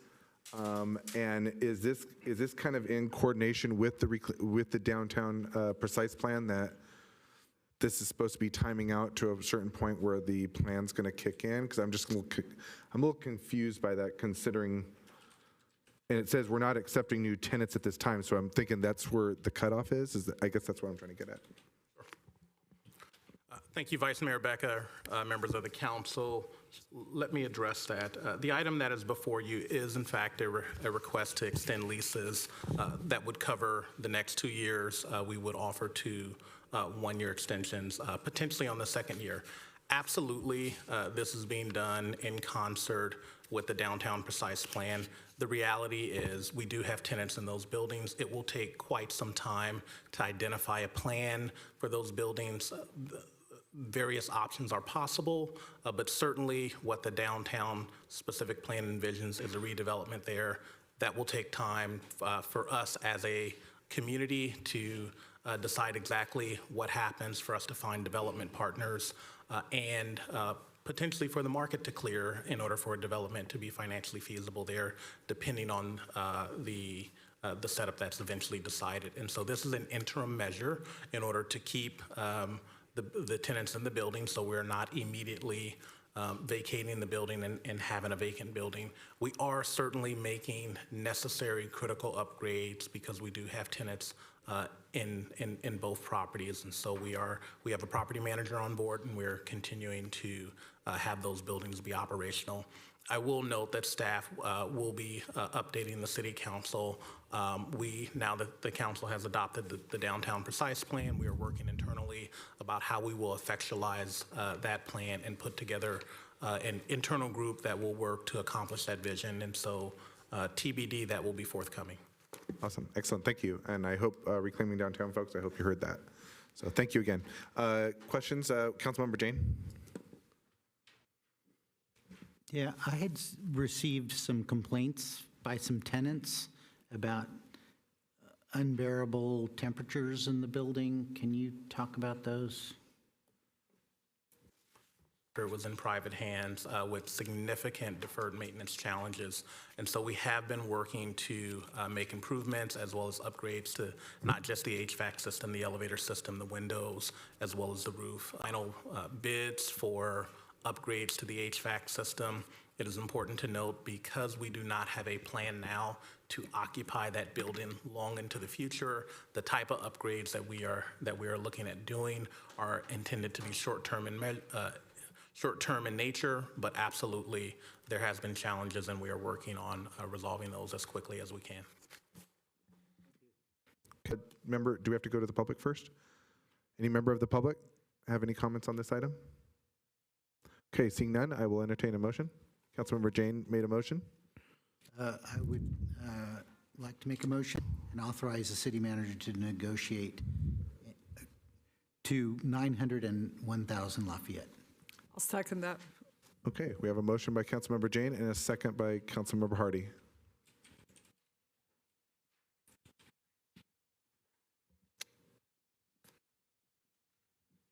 ahead and cast your votes.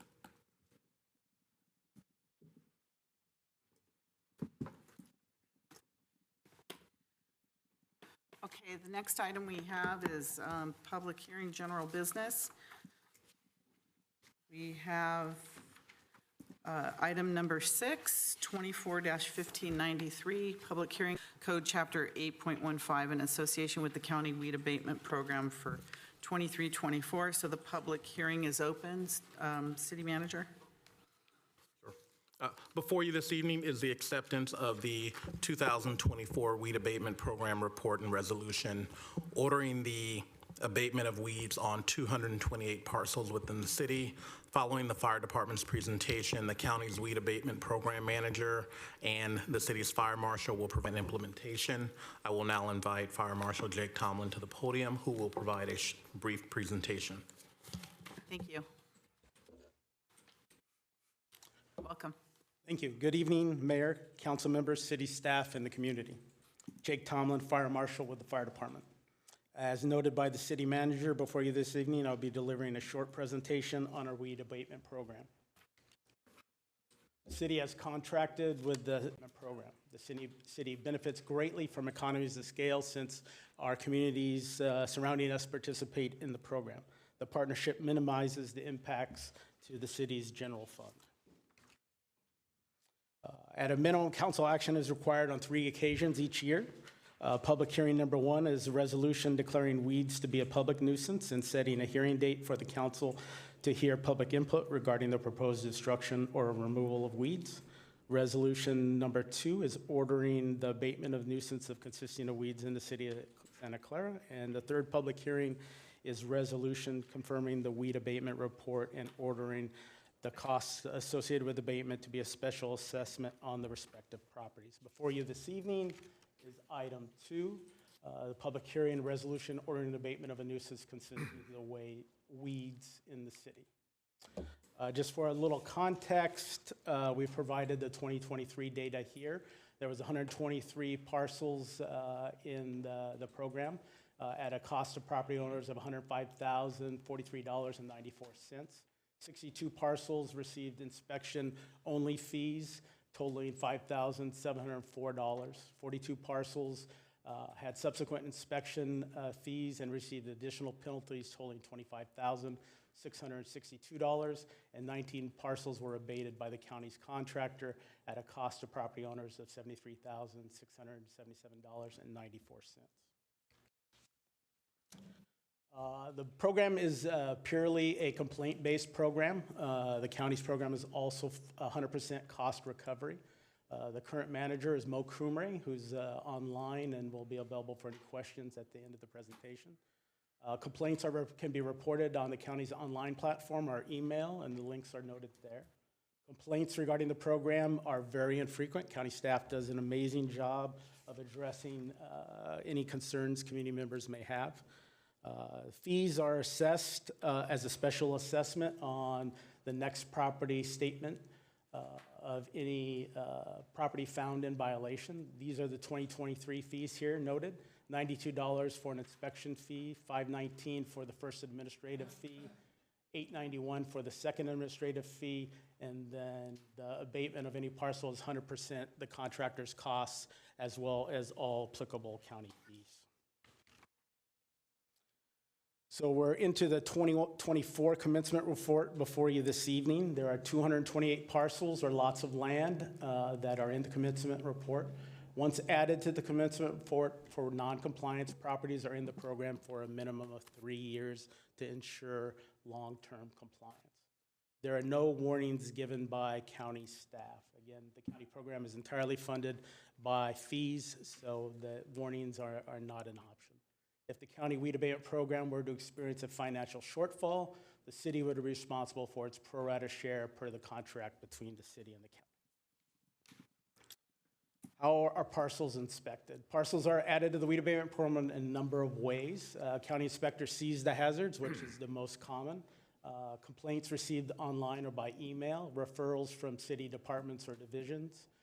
County inspectors verify all complaints. They photograph the properties in question and take global positioning system data to ensure proper property identification.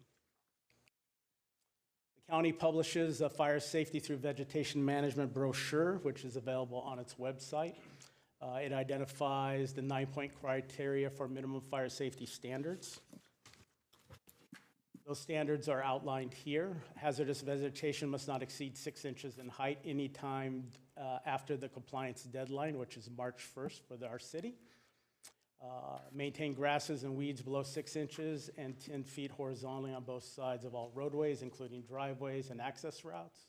Roads and driveways must maintain an appearance of 10-foot width by 13 feet 6 high for all vegetation. Clear flammable vegetation, a minimum of 30 feet around any structure, occupied or not.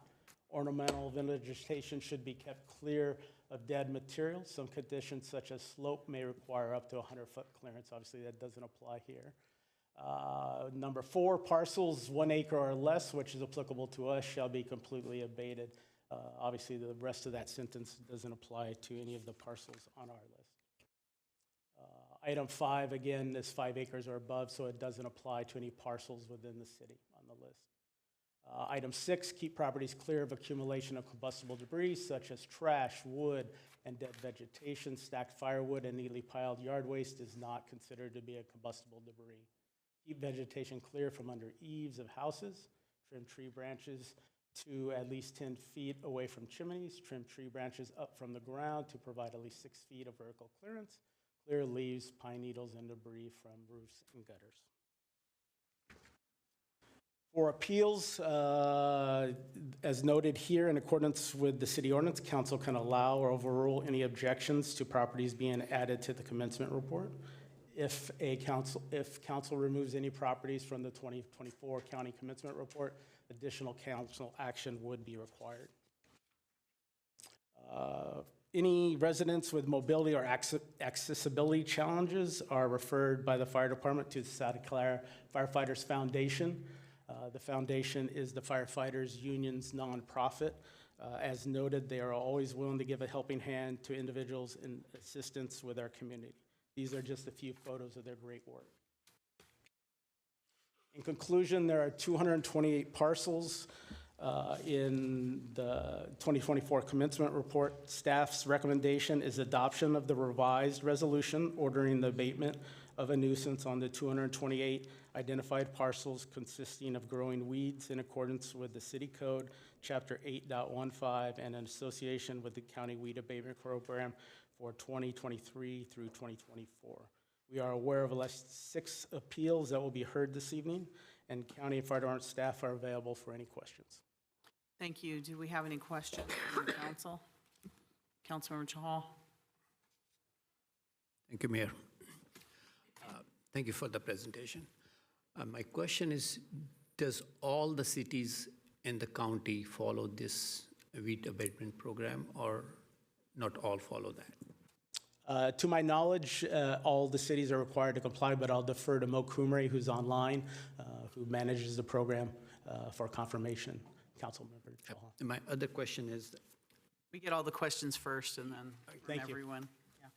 The question is $92 per year for 3 years. Why do we do that? Like if it's an inspection, why do we do that? And where does the cost of $611 come for the regular abatement if the lot is not complied with?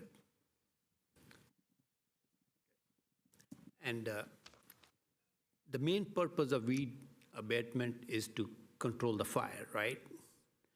And if that is the case, I've seen pictures like lush green, less than a little bit higher than 6 inches, are also being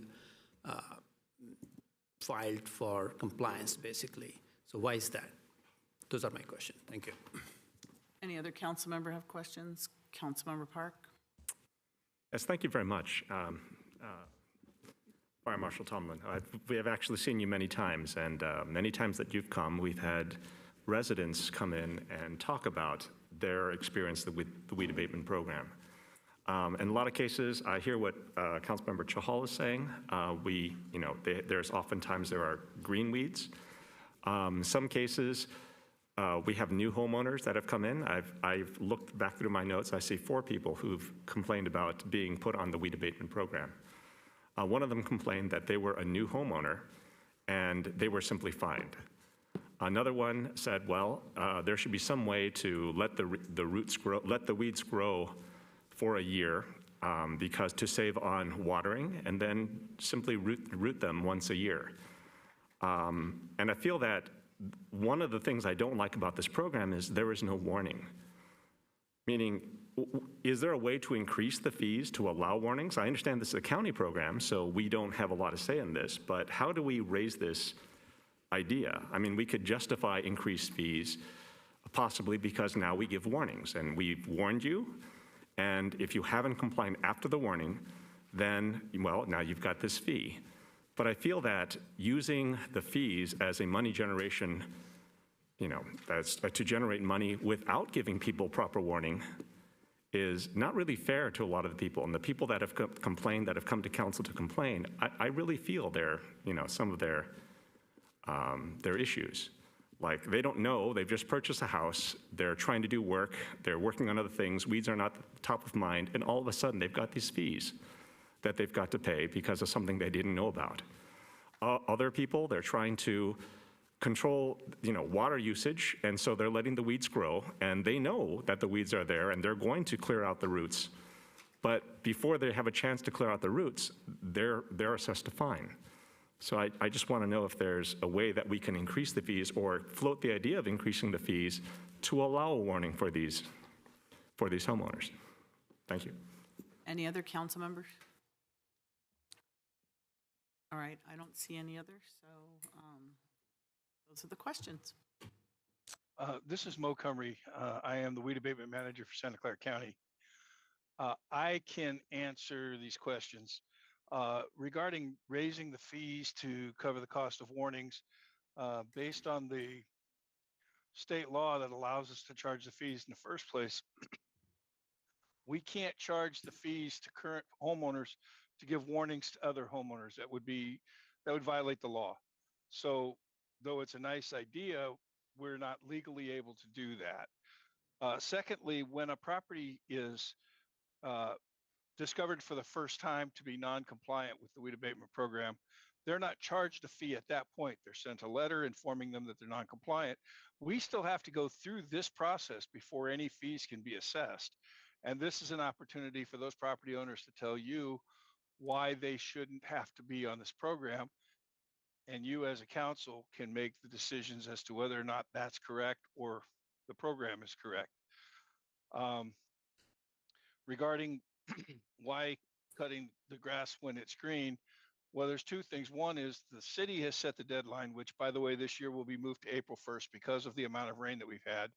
It is currently too wet to consider it. So we're going to move it 1 month back to April 1st. But cutting the grass when it's green prevents it from being really long and a bigger fire hazard if we wait until it starts to dry out. Then you can start the fire we're trying to avoid just by cutting the grass. The $611 When a property owner was assessed $611 for 23, that was a $92 inspection fee and $519 because at the time of the inspection, the property was not compliant. They then had to have brought the property into compliance themselves after the failed inspection, which prevented them from getting any additional charges. But that's the inspection fee and the work order processing that is generated by a failed inspection.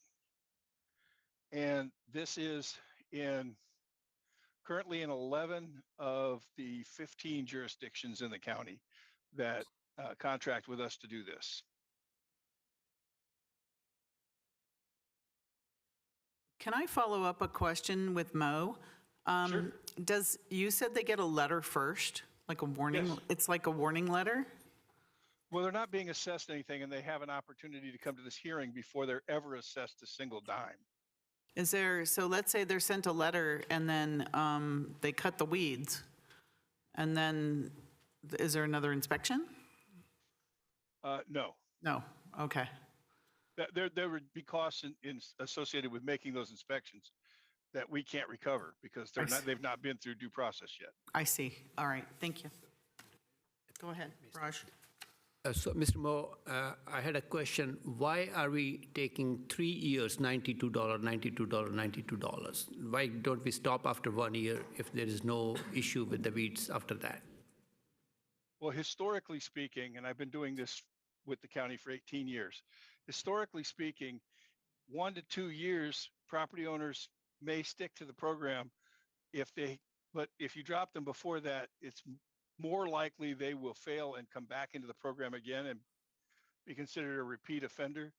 Usually if we see them consistently for 3 years, we are sure that we're going to be seeing them consistent for a much longer period, and they're less likely to reoffend.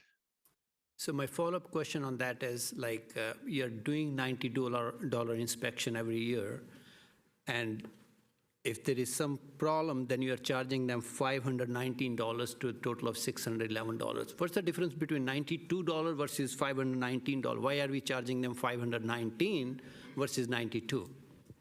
Well, the $92 is charged to every property that we inspect that's been through a public hearing process like this and is inspected by us because that's what it costs us to do that. When a property is found to be non-compliant, meaning their grass is well over the 6 inches, we don't measure it, we look at it, we can see that it's clearly over the 6-inch mark. Then we take pictures, we verify property boundaries, we go back and we process work orders. There's a lot involved, and we send a notice to the property owner informing them that they have 2 weeks to rectify it before we will send a contractor out. So all of that costs money, and we have to recover those costs. That's the $519. Okay. Thank you. Okay, thank you. Councilmember Watanabe, followed by Park. No, just Watanabe. Okay, thank you. Thank you, Mayor. And I guess either one of you can answer this question. So once they receive the warning letter, and provided that they take care of the situation within the 2 weeks, how do they follow up with the county or with the fire department to confirm that they've taken care of the issue? Because I understand you're trying to preserve costs. So what is the next step? What do they require? What are the homeowners required to do? Well, again, this is Montgomery. Once the property is abated, we'll wait the 2 weeks and then we'll give the work order to our contractor. When our contractor goes out to a property, before they can do any abatement, they have to take a photograph showing that the work still needs to be done. If it doesn't, they simply move on, and they don't get paid for that time. They only get paid for the actual work that they do. So they'll go to the property. If it's clear, they will just move on and let me know that the property was abated. If not, they'll take a picture, perform the abatement, take another picture afterward, and then bill me for the work that was done. Councilmember Park. Thank you. Okay, but so it sounds like that's not really a warning, which is they have a hearing. They can come to the hearing and they can clear it before then. So it's kind of a warning, but it's not an official warning. But what you just said is after 2 weeks, if they have not cleared the weeds themselves, you will send out a team to clear the weeds, which will incur the additional $519 charge. But either way, whether they've cleared it themselves or they haven't cleared it themselves, they will still be kept on this list. Is that correct? The requirements of the program, which have been the requirements for a very long time, is that a property must do one of two things to be removed from the list. Either demonstrate 3 consecutive years of voluntary compliance, meaning if they went year 1 and 2 and did really good but failed in 3, it would start the clock over again. Or they build in landscape sufficient to remove the hazard, in which case they come off the list immediately. Okay, but I think the answer to my question is yes, which is once they've been noticed, whether they clear it out themselves or or you send out a team to clear out, they're on the list and they must pay the fee for 3 years. They must show that it's cleared for 3 years. Unless they build in landscape Unless they- sufficient yeah. to remove the property. Understood. And my concern is, it seems like we're trying to do, you told me this, that we cannot charge fees to current homeowners to warn other homeowners. And it sounds to me like we're trying to do cost recovery parcel by parcel. And I don't know that that's the best way to do things. Like, is there a way that we could do cost recovery for the program, which is the program has to be cost recovery, and like we charge the people who are non-compliant for the work that we have to do, right? Meaning, if we're trying to, if all we're doing is sending out warnings, and once those warnings are out, it basically means that they're on a list. Like it doesn't solve the problems for a lot of the people who are put on that list, and they have no idea that this kind of program even exists. First-time homeowners, for example, we had one first-time homeowner come in and complain exactly about this point, right? But the other issue is, like, you've got other people who don't know about this program that are letting weeds grow for other reasons. And one gentleman said that he was letting the weeds grow to conserve on water, especially during the drought period. And he fully knew that the weeds were growing and he was going to do a root clearing that year. And you're telling me that we have no way to just send a warning and keep them off this list. Like, once you sent them this letter, it's not really a warning. They're on the list. That's a problem for me. Well, right. Mayor, may I? Yeah. Yeah, city manager. Sure. Thank you. Councilmember Kevin Park, I think it's important for us to back up for a minute. The program model that the city is using, which 11 of the 15 cities in the county uses, is a code enforcement compliance-based model. It does not utilize general tax revenue to have a program that has a notice period or a abatement process on all properties. And so the program is set up to only charge those that have a weed abatement issue funds. Absolutely, cities can set up a weed abatement program to utilize general tax revenue or other funds for that first notice. And then after that, only charge those properties that either failed to correct or needed an abatement. This model is essentially a code enforcement model, and only the properties that have an issue are charged. What was also articulated is when the first letter goes out, that can be considered a notice because there is a cure process. If it is cured when the contractor goes out, there is not a charge.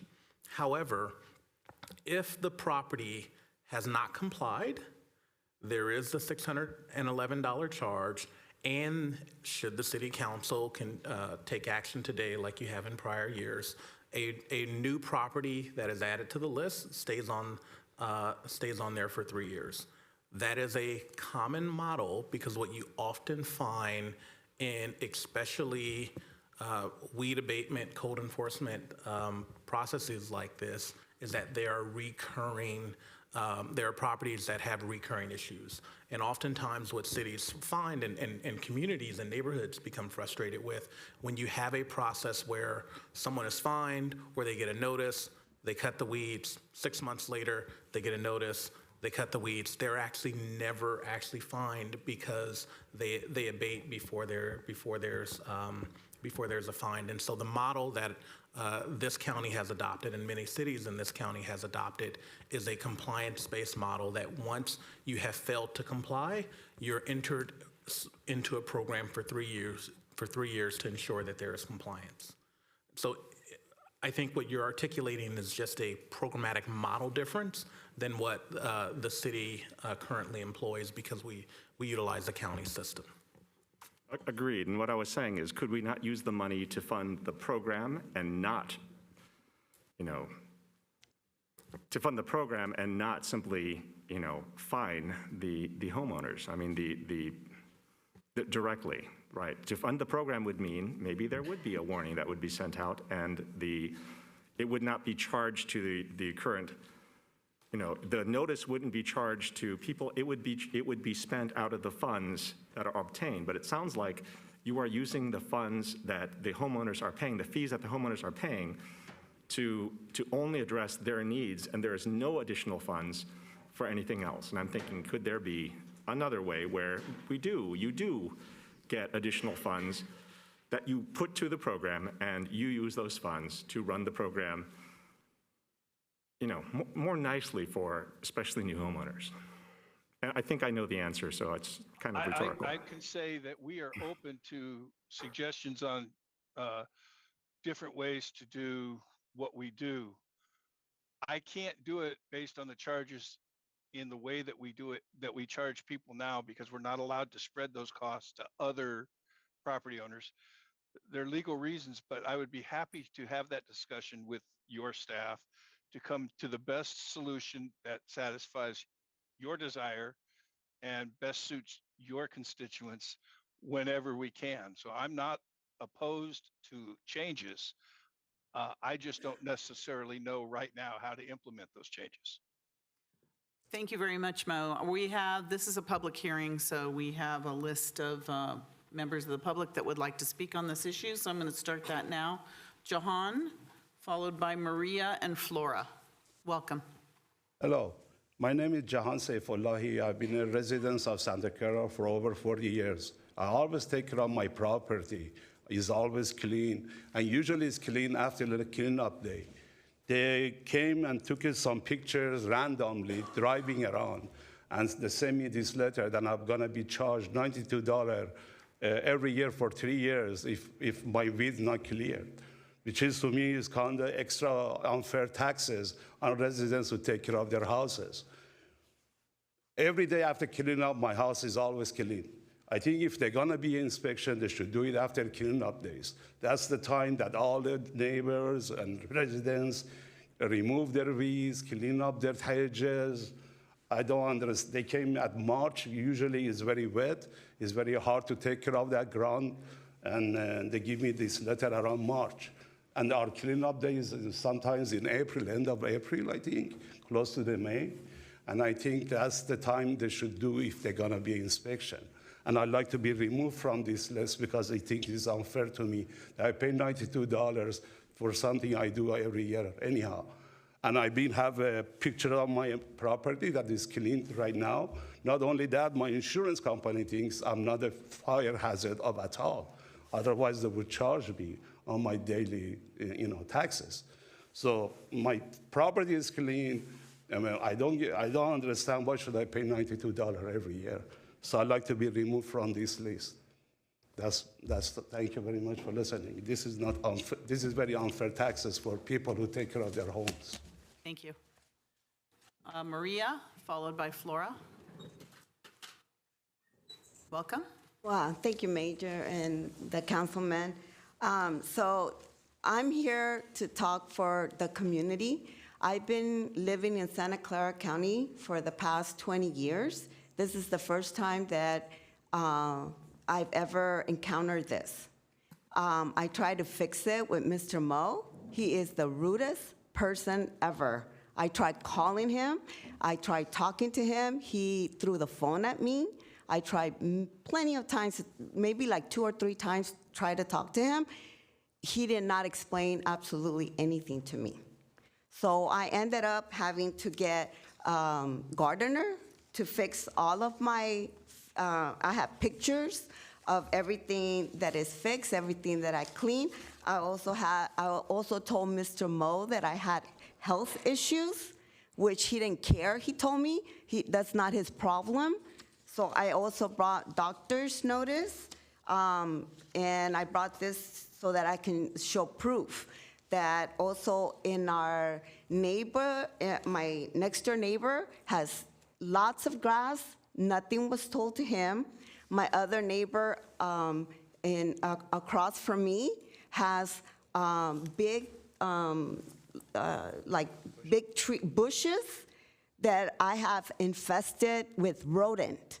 I haven't been able to sleep in my bedroom for the past 2 years because of his rodents. And nobody tells him anything. Rodents live in there. They live right across from my bedroom. And it's disgusting. But yet, I'm the one that cleans my home, but I'm the one that's being imposed. So I personally would like to be removed from this, and I do not want to deal with Mr. Mo. If I can deal with somebody else that I can speak to with this problem, I'll be more than happy to. And I have pictures. Thank you. Thank you, Maria. We have Flora, followed by Chris. Welcome, Flora. Thank you. Good evening, everyone. Yes, I have the same issue with the weeds, and I apologize for that. Yes, the weeds were long, tall, and I got a gardener because I couldn't do it. I normally do it. But I tripped and I shattered my whole wrist. I got doctor's notes, and that I was 10 weeks in a cast. I couldn't do it. I had no one to help me. I'm a widow. Then I had therapy. I also have my therapist notes, which it was twice a week, sometimes 3 times a week, because it was so bad. But I got cleaned up. There's no issues.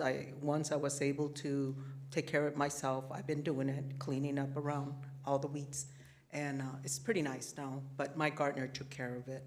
So I'd like to be off that list if possible, but I'm keeping it clean. Thank you. Thank you, Flora.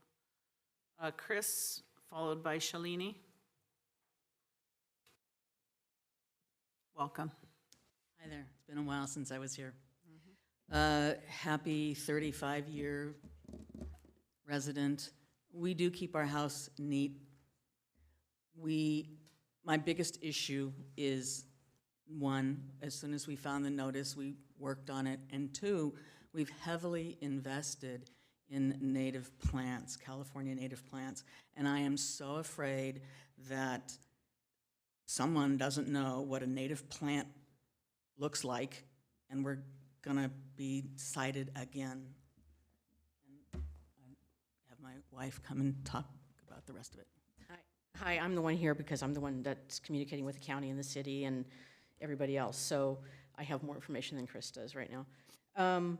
It's true, as soon as we got a notice, I immediately started removing everything and had someone talk to Juan Padilla, who was gracious enough to talk to me and give me a lot of information and come back out to my house and said, yes, you've done what you needed to do.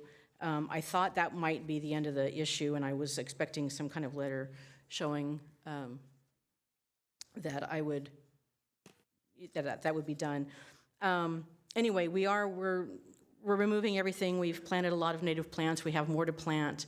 My concern I share with Chris is we have native grasses along with native shrubs, wildflowers, all these other things. Native grasses are, when you buy them and plant them, they're over 6 inches tall. I want to know, how do we not get fined for this and not get penalized and not be on this list for native plants that the city has approved by way of, I won't say the city approved, but you give links to your resources for Native Plant Society and all these other wonderful resources. But again, native grasses go well over 6 inches, and I want to make sure that I'm not going to have to rip them out, cut them down to be beyond 6 inches. That's kind of not the point. My other issue is I appreciate the extension of a month. I've got mulch piles in my front yard. I want to know that that's not going to be a problem if I can't get the mulch piles removed by the 1st, although I will try. I don't have necessarily a problem with the requirement. I understand the weed problem. I am requesting removal from this because we immediately responded. I've been talking to everybody every time I got notified. I want to be removed because I complied immediately. I didn't know there was an issue, and as soon as I found out there was one, I complied, and I'm working on it. It's too much of a monetary investment and my time investment to not maintain it, so I would like to be removed as soon as the April 1st date comes around, that someone can come out and take a look at it. Thank you. Thank you. Shalini, followed by Prathana. Welcome. Good evening, council members. I'm here for the same reason. I received a notice to abate weeds.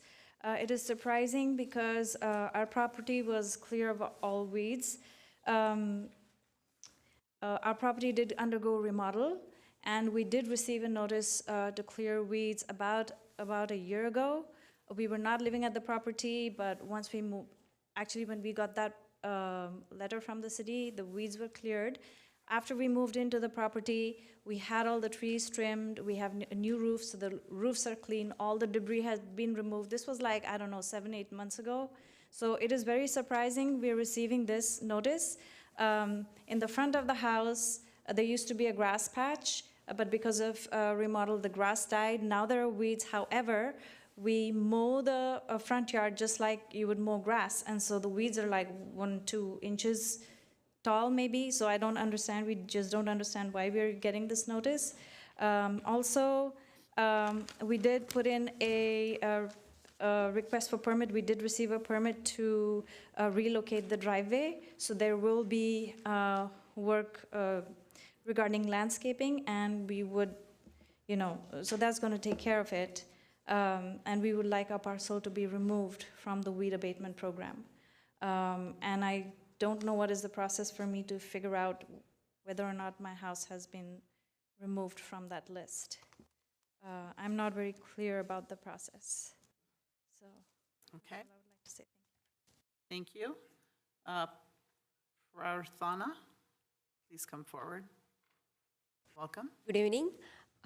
Actually, I'm here on the same for the weed abatement program. Actually, we are the first-time homeowners in Santa Clara, in district number 2, I believe. So what I saw is that when we came back from, we were out of town actually, me and my husband, and we saw that we had already some letters in the mailbox, and which was about a weed abatement program. And I can see that our grass was grown a little bit and due to this California. And when I saw this letter, I called them and they told me to come here. But my gardener is like very regular and always we maintain, and it's very clean property, but unfortunately when we were out of town, we were not able to keep the gardener. He couldn't come and work on the property. So now my gardener is back, and it's also everything is clean and the grass is fully maintained, and I have removed all the weeds, whatever, where they could see. And now I would request, this is my first time, and we are the first time homeowners, like we are still trying to learn the things and, getting into the the program, and this is also new for me. So if you can remove our name from the list and waive off the fees, whatever the fine and penalty we have so far. I have pictures with me to show you that the property is clean and back to normal, and we would like to keep this clean and everything is normal back. That's what. Yeah. Thank you very much. Thank you. Is there anyone else here that would like to speak? That hasn't spoken, please come forward. Welcome. Thank you. My name is Brad Berman, and I live over on Cromite in Santa Clara, and I'm excited to live there because I could afford it because I grew up in Cupertino. And then I'm a baseball guy, so I don't understand 3 strikes and then you're out instead of 1 strike and 3 outs. So when you do it, and I'm confused a little bit here because keep talking about $92, and I got a thing that says $96, but that's a little, here and saying that. But I also have the records of that I had an ablation surgery for a heart rate that was too high, and therefore I couldn't do the work. But I had already asked, because I had a finger injury the year before, for my neighbor to do it, and then it's all green, and he said, oh, it should be fine. I thought it was fine because it's all green. Would have done it on March 15th, but if you remember, March 15th last year, it rained for 4 days straight. And we got quite a bit of rain that year. And so then We had our April, because I'm a teacher, we had our vacation, and I took that, come back, take care of the weeds, and then I find out this year that on April 11th, I guess I was put on this list, and now I'm on this list for 3 years and need to pay $96. Sometimes when I work with the kids at school, if you do a little thing and you make a mistake and you put them on hey, you're on probation for 3 years, it kind of messes with their psyche. The other thing that's a little hard for me too is I can go through the list of every single person that's on the list, and I've got the list of every person, and if people come by and like, oh, Mr. Berman is a school teacher, why are you on this list? You don't take care of your property? Oh, it looks fine every time we drive in front of your house. So here I am just, advocating for myself, but also for the other people. I love firefighters. I know firefighters, police officers, and want to do this, but I would like a different way. I really appreciated, Mr. Park, you were having sympathy in the fact that sometimes you're put on for 3 times, and how are we doing this? And if we, clean it up once, and we have to keep doing it for another 2 years. So thank you very much for your time. I appreciate it. Thank you. Anyone else would like to speak? Please come forward. Do we have anyone online? Okay, may I please have a motion to close the public hearing? Motion. Is there a second? I'll second that. A motion and second to close the public hearing? Just a moment, Mayor. You've already spoken, so. Well, if you would just stay with us, yes. Please come forward. We'll hold the motion. We have the same issue. We received a letter for the destroying the weed, and we never received it before. We bought the house in 2014. Until now, we received a letter. We usually destroy the weed ourselves. We clean the property ourselves. So we would like to be removed out of the list, and no penalty. Okay. If that's okay. We have permanent gardener. He clean every time. Within a month to twice, he do clean up everything. So why we are getting this? It was the county. We never had a warning letter before. I can't answer that. I don't know. That's okay. Your particular property. Yeah, it's just the same issue with everything. Yeah. All right. Thank you. Thank you. Thank you. Is there anyone else? Last call before I? Okay, so we have a motion second to close the public hearing. Oh, do we have someone online? Okay. Hello? Yes, M. Stern, go ahead, please. Yes.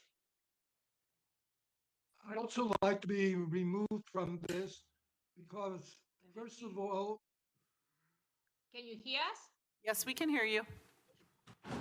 first of all, the photo that my property was taken from a car, and it said, when I spoke to Mr. Cumry, he said that it was apparent that it was over 6 inches, but there was no stick used. So it could have been 5, 7, 8 inches. How would we know? Secondly, I had a heart attack and heart failure during that. I was in the hospital for 5 days. And when I was discharged, my cardiologist told me very strongly not to do any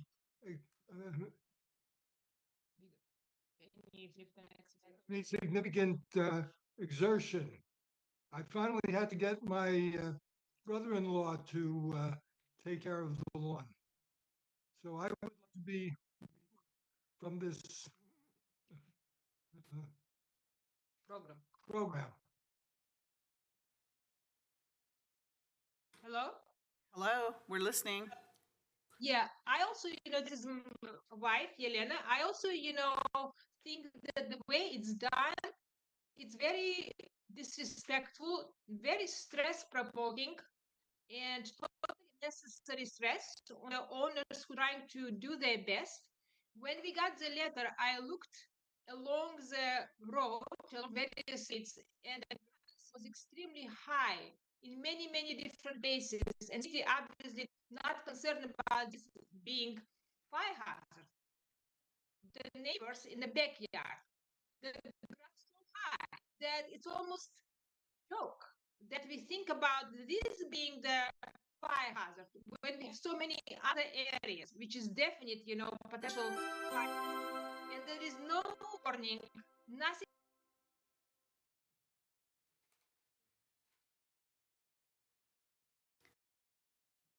Okay, I was going to give her more time, but okay. All right. Do we have anyone else? No one else? All right. So we have a motion and a second to close the public hearing. So I deleted that. Can I get the motion, maker of the motion? Thank you. Seconder. Okay.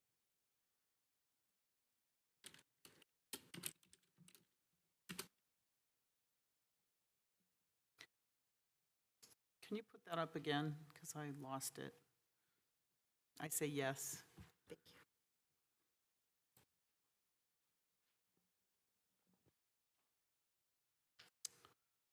Completely lost mine. I vote yes. Okay, that passes unanimously. All right, do we have questions or comments from anyone or a motion? So Mo has his hand up. Mo Who does? Mo Kumri. Oh, Mo, go ahead, Mo. Yeah, a couple things. One is all I have are names. I don't have the addresses, the APNs. So if I could get those, I'd be able to put notes regarding the issues that came up in the hearing. Secondly, several people said something about an inspection in March last year, which was also a very wet year. We did not start inspections until April. So none of these were done in March. April or later for every inspection that was done. I can address individual cases if I have either their address or their APN number, and can give you specifics and pictures of what the property looked like at the time of the inspection. Mo, this is Jake from the fire department. I'll gather everybody's names so that we Very can good. get back with them. Yeah, it seemed like there were some medical circumstances and other circumstances extenuating circumstances that maybe should be taken into consideration, assuming the weeds are cut. Yes. This is Mo again.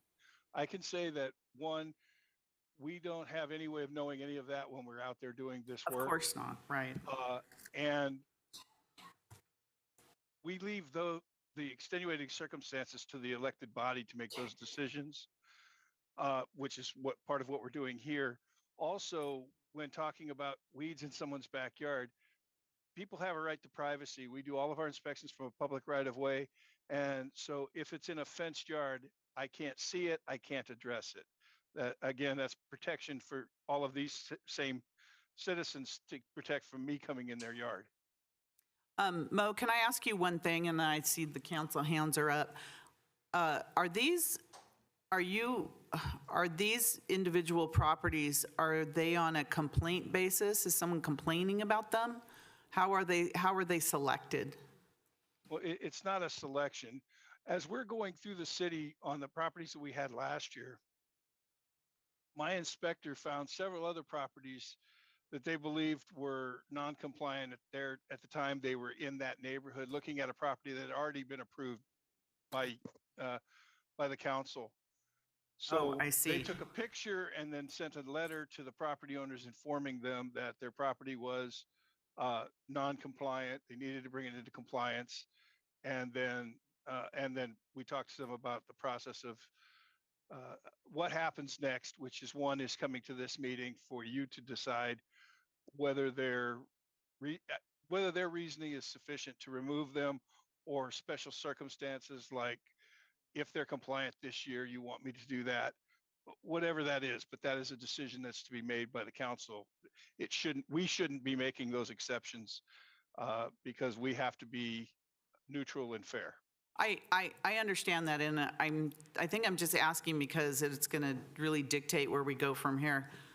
We don't have the files on each of these properties. How do we know which pictures to look at and other things? I know a fire marshal probably does, but Well, Mo has those photos available if you'd like to look at any particular property. So if we were to say, okay, take 8 people that came tonight off the list, I'm just. As Mo alluded to, that's under your purview, under the I city know ordinance. it is, but it'd be just because they came here this evening? Is that? I think that's Mo's pretty much point, it. is Okay. that obviously I think everybody's providing honest information. Mo said their property was out of compliance.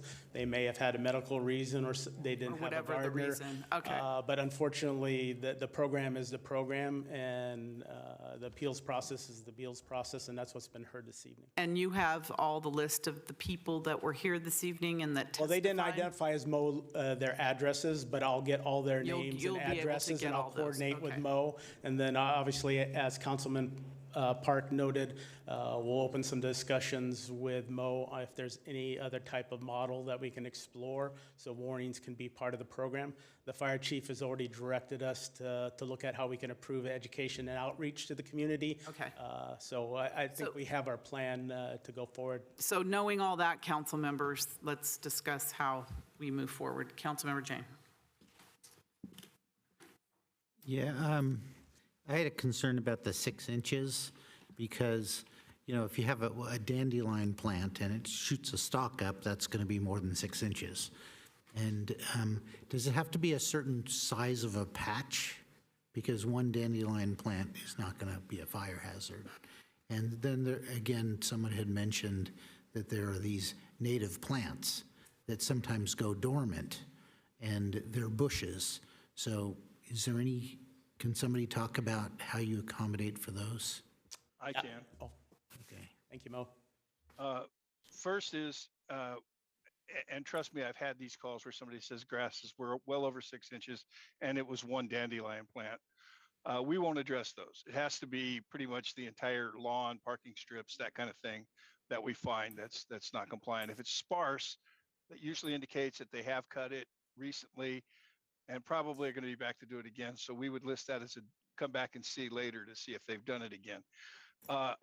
Our information, the brochure that was shown in the presentation, does indicate that we do not address ornamental vegetation. We're not trying to cut down your bushes or your shrubs. We do give specifics for trees, how they should be maintained. We do say, however, that native grasses still have to be cut down to 6 inches or less because they do still pose a fire threat. But the poppies and the wildflowers do not have to be cut. Okay, thank you. Councilmember Chahal. Thank you, Mayor. So I have several questions and comments to make. So we have 4 jurisdictions we don't follow the county weed program, abatement program. I would like to learn what they are doing basically, whether they have a better program or they have a program which is more known to residents, because residents have complained that they don't even understand how many notices are coming, multiple years, 3 times are normal for them. So first of all, I would like to have other 4 jurisdictions, if staff can gather some data, what they are doing on that. So that we can, if we are following this program, we can improve our program with the data we get from that. Cutoff date to be extended, like as many of the residents mentioned, last year rains were longer. They lasted up to April or so. So we need to, who decides about these cutoff dates? Whether it's a cutoff date is 1st March or whether cutoff date is 1st April or 1st May, who decides about it? We need to be clarify on that. When county, Mr. Mo's department, they get a notification that this is an issue with particular property, are they proactively telling them, hey, you have a way out, especially in case of physical disability, medical issues? A lot of residents have shown that, and those are very valid reasons they cannot do that. So in those cases, or rather in all cases, is the county giving information to the resident that you can go to fire department, nonprofit organization, and they can help you out? Or is there any other organization which can help out to take care of their weed abatement? Instead of paying $519, rather $611, they can get it done probably $50 or something, or $60 or $70 or $100, yeah. So are we doing that, proactively taking up precautionary measures on that? Native plant, I think that has been addressed. Medical circumstances, I think we need to incorporate this thing that if there are medical issues in the program and they represent directly to the county, they may not have to come here again representing if they are able to produce their medical certificate or whatever the county will devise. I think they should be automatically out of the list. They should not be coming over here for hearing their appeal to the council, basically. And if this program is based on the cooperative two-way, like county as well as the city, I think we need to work on this program to improve this program so that residents are not harassed or not in this situation unnecessarily, basically, if they can improve that. I think my next point was if the fire department can collect all the addresses. I think you already mentioned that you will collect all the addresses, and I would like that all the residents who are here, if they can please give your addresses, I would make it a part of the motion. They should be taken off the list of current list, whatever is being maintained on that. 6 inches, that is an issue. Like 6 inches is nothing. If you compare, like if you are giving violations just on 6 inches, I think we need to change the standard. And 6 inches of a wet grass versus 6 inches or 1 feet of a dry grass makes a hell lot of a difference. So we need to make these guidelines clear, like why should we include 6 to 9 inches of wet grass into this criteria of that this is a fire hazard. And I would like a comment from fire department, basically, Mr. Topkin. How many fires have happened in the city in last 1 year or 2 years because of the weeds which are growing in the city or in the residences? That will give us some historical fact whether this program is just like what are the consequences if this program is not done? Are the residents taking care of that? Like, are there any major fires which happened because of that? And then we can devise our program accordingly. So, and my final one is we need to look this program holistically, like what others are doing, and then we can decide about it. So those are my comments. Thank you. Did you want to answer the county-related items, Mo, or did you want me to start? Go ahead. So to answer your question, Councilmember Chahal, regarding fires, I know of no fires within our city that started in somebody's front lawn, but I don't survey all the specific data. But as noted by the city manager, this is a proactive code enforcement model. And with climate change, and I'm sure everybody on the council remembers the urban fire that started in Santa Rosa in the middle of the city. And obviously, given climate change and the weather-related events we've had recently, it's feasible that a fire could start in somebody's front lawn due to not being maintained and start a significant fire that impacts a significant portion of the community.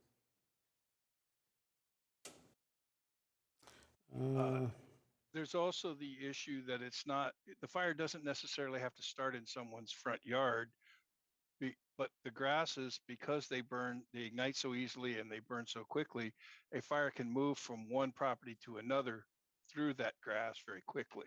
So that's another issue with why grass would be cut. It's to slow the spread of fire.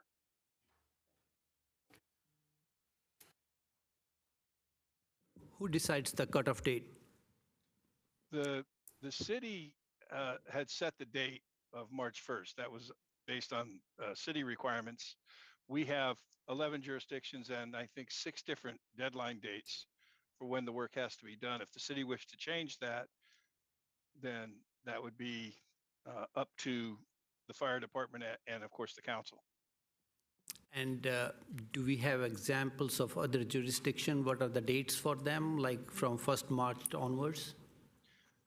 March, there are 3 cities that do March 1st. That's San Jose, Santa Clara, and Campbell. Milpitas does April 1st. The unincorporated county does April 1st. Los Gatos, Montecito, due April 15th. Palo Alto, Los Altos Hills, Cupertino due April 30th. Morgan Hill does May 1st, and Gilroy does May 15th. Okay, thank you. Mo, can you speak to? Raj, Councilmember Chal, you asked him the questions. Let him answer the questions. Mo, can you answer Councilmember Chahal's question as it relates to how you would document medical circumstances if provided to your staff? Okay. We would have to have that direction come from the city. If you want us to accept medical notes and say that is excusable, then that's exactly what we'll do. But without your direction, I can't unilaterally make that determination. I need the city's direction for that. This is your jurisdiction. You have to give me the guidance. And if we choose as a jurisdiction mode to raise the 6-inch restriction, is that within our power also? That's within your power. Understand, we're not going out and measuring the grass. We're looking, it has to visually be clearly over a 6-inch mark. We've never cut grass that was 6.5 inches.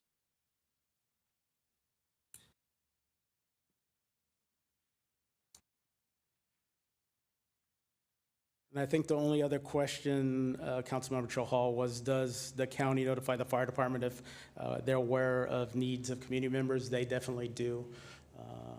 And so we'll refer them to the Firefighters Foundation when that occurs. And it typically occurs on average about once or twice every season. So, thank you.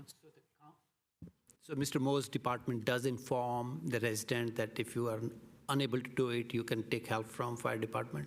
Yes, he'll give our contact information to the Community Risk Reduction Division, and then we'll reach out to the Firefighters Foundation to coordinate that work. They would still be in the program, but we'll ensure that the proper assistance is provided so they don't have to pay out of pocket. Okay, so I would like to ask the residents who have shown medical disability, did you get the information that? We're not asking residents. I am asking. No. I've closed the public hearing. Oh, okay, but that's a valid question, Mayor. No, we closed the public hearing. City Manager? Thank you, Mayor and members of council. I just want to step back and say we've heard a number of appeals, and each of these appeals falls in various different categories.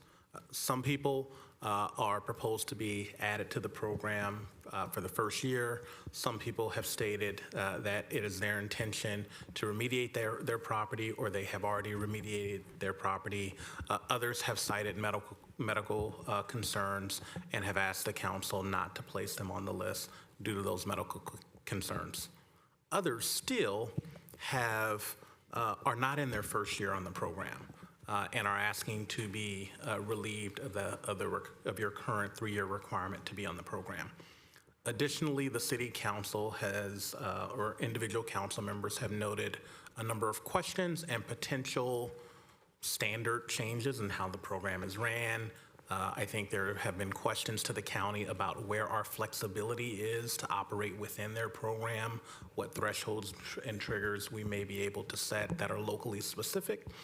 As well as there have been questions about, can we adopt a whole different model? Each of those cannot and should not be answered tonight, and we should not attempt to do so.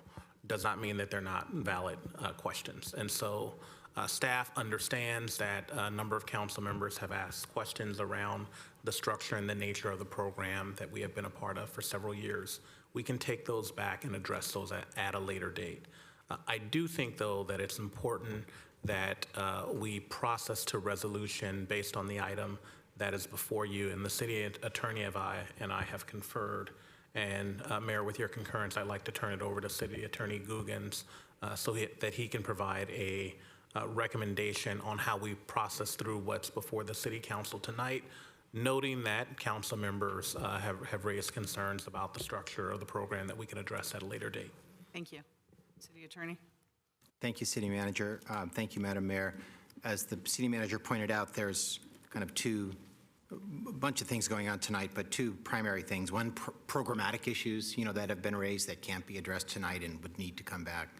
But resolution of the issues raised by the individual people objecting to their status for various reasons and in various relationships to the commencement list, to being kept on the commencement list. So a thought about, in hearing all of the different things you've observed about how you might approach this matter tonight, because it's very difficult to sift through the 9 or 10 folks that came and what their individual circumstances, are in a true public hearing and disposition matter.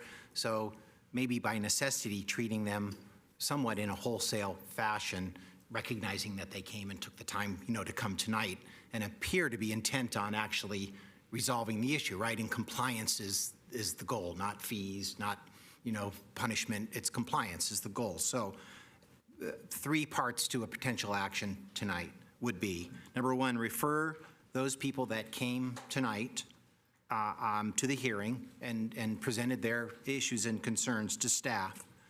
Staff will follow up, and if they determine that the weed issue, is resolved to existing city-county standards for public health and safety reasons, those people would be removed from the commencement list.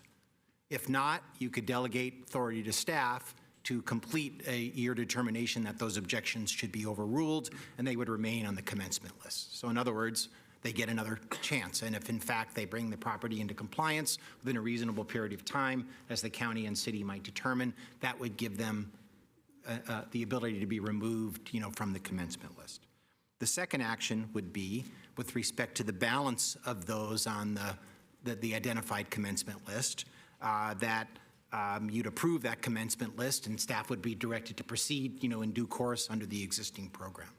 The last element of this would really be more of a referral to staff, along the lines of what the city manager outlined, to evaluate options for next year that are programmatic to address any number of different things that you raised, and that concerns were raised by the resident, the standard for how the compliance list is developed, the actual standards and timing, for the various notices and the conditions of things, even potentially appropriate bases for excused, non-compliance.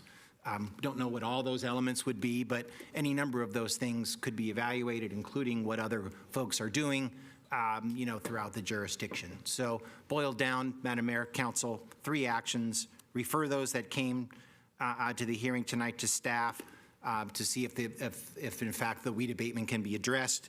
If not, and if yes, they get removed from the commencement list. If not, you proceed with abatement and they remain on the commencement list. Balance of those on the commencement list approved with authority and direction to staff to proceed, and then referral to staff on the programmatic options and issues to bring that back. That's our thought, Madam Mayor. It doesn't need to be what you do. No, I think that's fine. But the first, can they just say staff recommendation? And then number 2, refer to staff to follow up on the people that were here, including the gentleman that was online. I can't remember his last name, Stern. And then 3, refer for evaluation for our options for next year. Because we have that staff recommendation. I want to make sure that gets in there, the 1 and 2. The staff recommendation is really my item 2, Madam Mayor. I've carved out the people. Adopting the ordinance, the resolution. Number 2 would be staff recommendation with respect to the balance of the balance. People. Yes. Okay, so not 1. So 1 would be those who came, right, referred back to staff. So that's 1 is those who are here, and then online 2 is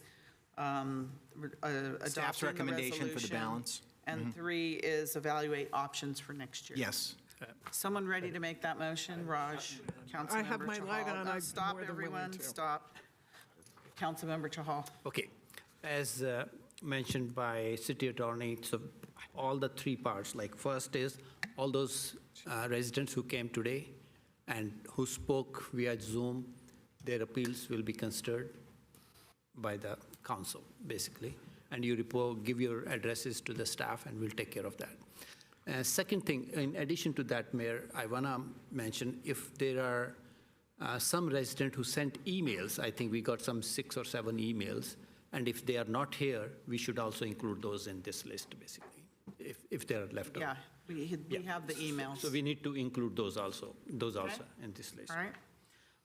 Second is staff recommendation. Number 2. Number 2, as per the balance of the commencement list, City Council make a motion to approve that. And third is referral to the staff for future, find out what improvements we can make in the program, what other jurisdictions are doing. I think you already noted those, so there's the staff referral to the staff for the future. Second. That's my motion. So we have a motion, second by Councilmember Becker. All right, Councilmember Becker, you have the floor next. Yeah, thank you. Actually, Councilmember Chahal just kind of thankfully put that in better words than I would have. My only question was the accept medical notes. Is that in that third part, or is that in the first part? It's in the first part. That would be one of the folks who would be in that first action identified. Okay. Yeah. Perfect. All right, Councilmember Watanabe. Thank you, Mayor. Yes, I'm glad Councilmember Chahal brought up the letters that we received today, the emails, and actually one of them is from Mr. Berman, who spoke tonight, and Mr. Stern, who is online. I think, yes, their letters should definitely be added in to the consideration. Last year was, I think, a very unique year in terms of rain, and so that's impacted a lot of folks in the city. So I know code enforcement is very important. There's a reason why we have code enforcement, and we want to keep our properties, clean and make sure that, it helps our city stay safe, but at the same time, we have an opportunity here to, work with these residents who are dealing with this for the first time and work with them and come up with a solution, not just now, but looking forward. So thank you very much for City Attorney for the recommendation, and I support the motion. Thank you. Councilmember Hardy. Thank you. This handles most of the notes I had. April makes so much more sense because it's still raining for the most part. You did talk about wanting to get ahead of this before it gets dry, which we know it does, and our grasses dry out in many cases. The struggle with Mo telling people to come tonight is we have no pictures, we have no way to handle any of the information, and that's a struggle for all of us. Also, I was very concerned about the native grasses because we have encouraged and actually have a program to have people put those in. And as was mentioned, they are actively, when you plant them, most of them taller than 6 inches. And a lot of people have put many of those in their yard. And I think we need to be aware of that.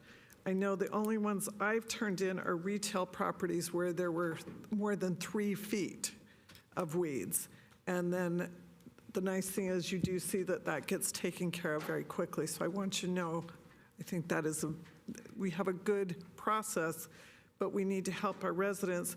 And in those letters, helping them understand, it just sounds like they were just told to come tonight. And some of them brought some of their information, but we don't have it. So I'm wondering if we can just help with the process for our residents to understand. Thank you. Thank you. Councilmember Park. I've got a couple of questions about the motion as well. I mean, the first thing is who would pay for the staff inspections of property? I mean, it sounds like this is something that the county would normally do as part of their normal process. And what I heard is some of these inspections don't look like they would be part of cost recovery anyway. For example, if they go out and they do an inspection to see if they need to call in weed services and it's already been cut, well, they've done the inspection, but there's no way to recover fees for that because they don't charge them for that additional inspection. That's the first thing. The other unfortunate thing is, as some people have mentioned, that fire hazard is determined by flammability and not necessarily by native grasses. There's a concern there, but as Councilmember Hardy said, we had programs to teach people about native grasses, to encourage people to do this. We had these go green or go brown or go less water usage. And I feel like to penalize people for following the directions that we gave them is kind of a bad thing to do. And what I didn't hear is I didn't hear what the cities that don't follow the county program do. I think that this would be very important, not necessarily for tonight, but for a future report. And I also agree that maybe our cutoff date should be later than the rainy season. And coordinating, as I heard from the people, coordinating with city cleanup sounds very sensible, meaning we could send out weed reminders as part of the cleanup campaign, and that could serve as kind of a warning. But to say that during the rainy season, we want people to be working in their yards, you know, and taking things out doesn't make a lot of sense to me. But coordinating so that, you know, it's closer to the end of the rainy season, before the cleanup campaign, so people have a place to put their weeds instead of, you know, filling up their green bins more than natural sounds very sensible. I also feel that medical conditions and, you know, other types of things, other exceptions will become more common. You know, as people who used to take care of their lawns, like we heard it in this meeting quite a bit, that people used to take care of their own lawns and then they got hurt. They're aging, something happened. And people who never had to worry about the cost of a gardener all of a sudden have to think about incurring an additional cost, right? These are these are things that are not easy for people to consider, and it's not even something that people think about. And I feel that trying to get them to think about it by finding them first is not a good program. As the caller suggested, this process seems very stressful, unnecessarily stressful to the people that are involved. Like, I don't have a problem with telling people, you've done this and you need to be fined, but I do have a problem with the process of finding them, putting them on the list with no way to get off that list other than you have to do this for 3 years. And then we have inspections during a time that's not convenient for either weeding or removing the weeds. And I really think that we need to think about this. Again, and when we say that we'd like staff to do the inspections, does that mean the city of Santa Clara is taking on the cost for those inspections? Like, where is that money coming from? Again, there's so many things. I'd like to know what other cities do. And again, it sounds like this is going to be part of a future report, but there's so many things that I feel we could do better in this program. Thank you. Thank you. Councilmember Jane, and then I'm going to go to the city manager after that. Yeah, I think this program is very important. I mean, we haven't had a fire in Santa Clara, and, because we have this program, if we do have a fire, the damage will be very contained. So it's a very important program. I just had a question about the process, because I think Councilmember Chahal's 3 recommendations replace the recommendation number 2, but we still have to make the CEQA determination, right? We still have to leave that on there. That's number 1. Number 1, but that wasn't part of the 3 things that. City attorney said we didn't need that. We don't need the CEQA thing? If there's a CEQA determination, you would need to make that, I'm sorry. Exempt from CEQA. Yeah, We have to make the determination it's exempt? Absolutely. Councilmember Chahal, will you add that in, number 1, into your motion? And for me, Mayor, that was part of staff's recommendation, Well, that's why I said staff, and you just said number 2, so I'm sorry, I was referring to my number 2, not the number 2 on the staff, in the staff I'm so presentation. Sorry. Sorry, Mayor. Who did the second? Becker, are you okay with adding number 1 in? All right, city clerk, you have that? Thank you. Thank you for pointing that out. Is that it? Okay, city manager? I have one clarification, one comment, and then the city attorney just saying that he has another clarification. Just want to clarify with regard to the first part of the motion where staff will you're going to refer the people that appealed both in person, online, or written. We will review that information, look at it, and determine whether they are to continue on the list. I think Councilmember Kevin Park did bring up a good point. There will likely have been an initial inspection, so an initial $92. And so the question that we will be asking is, are they off the list for the remaining 2 years, not that initial year? Because again, this is a program that the costs are paid for by the individuals that have compliance issues. So I just want to note that. The other component that we will certainly look into is we've talked a lot about fire risk and fire hazards, but oftentimes weed abatement programs are about nuisance and the public nuisance of having unsightly weeds, even if they're green, longer than 6 inches. And so when we bring you back information, know that we will look into both the fire hazard, but also the public nuisance, and that's oftentimes an additional reason why there will be a weed abatement program. And lastly, I just want to note that this current model is actually, it's important to note, in lieu of a fine model. Oftentimes you will have a fine. There was city code, there was not compliance, and there's a fine. In lieu of having a fine, this program is set up where the fine is essentially you're in the program for 3 years. So instead of having a fine of $276, it's an annual payment of $92 for 3 years because you're in the program. And I just want to note that it's how the program is designed, and when we come back and discuss that, we can look at different programmatic models. Thank you. Mo, did you have something to say? Yes, I was going to talk about the question for who would be doing the inspections. My understanding from the motion was that we would still do the inspection, but if the property is compliant at the time of the inspection, it would not continue on. It would be removed from the list after that. The only question that comes from that is whether or not we would be permitted to charge currently for 24, it's $96 for the inspection fee. City Manager? Yes, and we would look into that, and I can tell you, staff would lean to, if it was if they were appropriately noticed and there was an inspection, we would look to recover that inspection fee. But with certain conditions, staff would make the determination that they do not continue on to the program for the remaining 2 years. For those that were talked about that appealed and showed up both in person, online, and sent the letters tonight. Okay. Thank you. Councilmember Chahal? Yeah, Your light's Madam on. Mayor, yeah, thank you. So I also wanted to include in today's resolution that we move our date from 1st of March to April 30th. That way, We because can't do that? can't do that, we can do City that. Attorney, can we do that right now?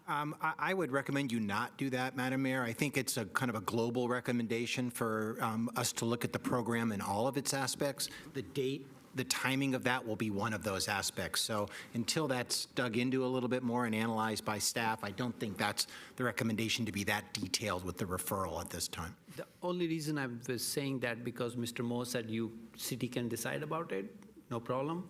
And Cupertino has April 30th and. Yeah, but he just said he recommends we not do that right now. Yeah, just as that may very well end up in your recommendation of that, and others observing similar things will be part of staff's analysis when they bring back the programmatic recommendation before next year's commencement. So in effect, what you're saying may get built into the recommendation, but they're going to look at the program, how it works now, our unique local conditions, what other jurisdictions are doing, to make sure we're not just deciding that now without that full analysis. That's my only point. And the second part was medical certification. I know Mr. Moore said if you want to delegate that to him, if the resident can send their certificate, he can decide about it. The staff will work with that, City Manager. Okay, so for this current program also, right? I'm not talking about the future because I don't want these people to come back Just again. the people that were here. Yeah. Yeah. So, Madam Mayor. No. Madam Mayor, I'm not trying to help only the people who are here right now.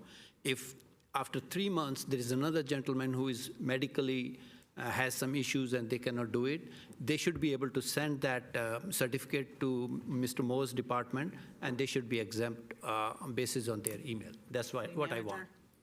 Right. So the item that is before you is action on the commencement for this year.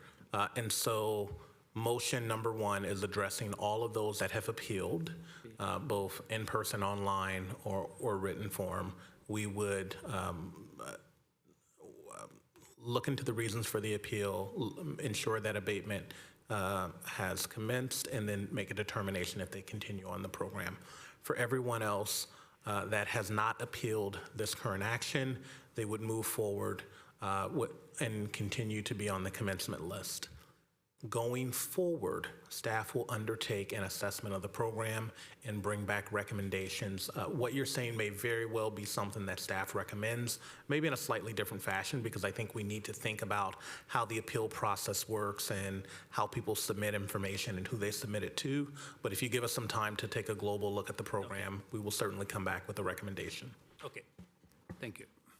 Thank you, and I'm going to be supporting the motion. I think it's a fair and equitable solution. I think that everybody that came here tonight felt so strongly enough that they were going to take care of any abatement and wanted to really get off the program. I think the fact that you're here tonight is testament to the fact that you will continue to keep your properties in good condition like you told us you would, and we believe you that you will. So thank you for coming this evening and spending all this time and listening to all this. We'll have a larger discussion about how and if we change the program in any way, you know, for the future. But we've been abating weeds for years and years, and this is the first year that we've had this kind of attention and rejection of some of these things, and as we learn about the program. I just also want to say that it's important that weeds are abated, and not just once a year before cleanup, because we all know how fast these weeds grow. It's hard to really keep control of them, because now in fact, I passed one of our own parks the other day and I was like, oh, and then someone must have heard me. I made a comment because of the weeds, it was cut down. I thought, wow, I hope the county doesn't look at that. But they're growing so fast because of the rain and everything that we're not used to. But there's the other issue, and the city manager, I think, touched on it, is that it's a neighborhood nuisance as well. It's not just, you know, the fire issue, which we're all concerned about, because things, you know, ignite and light up so quickly. If a roof catches fire on something, it can come down, and then it's, you know, a big problem in the neighborhood. But it's also the neighbors looking and saying, hey, you know, those weeds are just horrible. You know, they really bring down the quality of the neighborhood. You know, I can't see when I back out of my driveway because there's weeds. And believe me, I'm walking all over the city right now, and I see a lot of them. And I'll tell you, there's at least one or two in every neighborhood that I'd like to, you know, chop them down myself. So it's so many things, and we haven't had the issues in the past because we've had this program in partnership with the county for many years. But I think we can make it better. We can do better, and like I said, I appreciate all of you coming tonight and sitting through this. And hopefully our staff is going to work with you so that we can take you off the list. I don't want to be on the list either. We want to get everybody off that list and keep our city looking nice and clean and free of weeds. Yes. So Mayor, we'll be in the lobby and we'll be able to get everybody's address, and we also have the ones that came in online and by letter. And that one, the one gentleman, I think Councilmember Watanabe, you said he sent an email. Okay, Yeah, very good. we'll capture that as well. Thank you so much. And so we have a motion and a second. Councilmember Park, you've spoken a few times. Is there something new to add? New? I do. So first of all, this isn't the first time we've heard residents complain. Like, the reason that I came in here with this information is because I looked back through my notes and I saw that we have similar complaints, you know, almost year after year, at least 2 years, you know, and 4 meetings where we've had people come up and say things. Right, so like, I understand, I went through my notes and I was prepared for this. I have a question, which is, I didn't quite hear what the city manager said, but Councilmember Chahal was worried about people who you know, came in 3 months later, a month later, and they had exemptions or they had issues. So that's one thing, and you know, you've addressed that. But what happens to the people who are put on the list due to the inspections in April? Like, will they simply be put on the list, or will they, you know, be put on the list subject to potentially new thinking that the council will vote on sometime in the future? Like, I think this is very important to me because, again, I would like something to be changed or something to be solid as quickly as possible, especially since, you know, we have city cleanup. We've got a very rainy season so far. We've got city cleanup. And even if we don't do anything, I would love for there to be a reminder sent out with city cleanup material that says, oh, by the way, there's a weed abatement program. You know, this is a great opportunity to clean up the weeds in your yards and throw them out with the cleanup. Sure. I think there's a question there, City Manager. Sure. Through the Mayor, Councilmember Kevin Park. One thing, great note about communication and ways for us to let the community know about the program and be proactive about that. With regard to individuals that may show up in a week or 3 months, they had the ability to appeal. This was a duly noticed public hearing. And so the action that is proposed before council after the public hearing was closed and duly noticed is to put all individuals that did not show up in person online or send in a written letter on the commencement list. And so that would, if the council acts, close out the opportunity for people to come and say, wait, I have a medical exemption. They certainly had the ability to appeal like those that we had appeal tonight. Understood. Thank So you. new properties, Councilman Park, just to point of clarification, that are inspected this year and found out of compliance, they'll come before the council in 2025.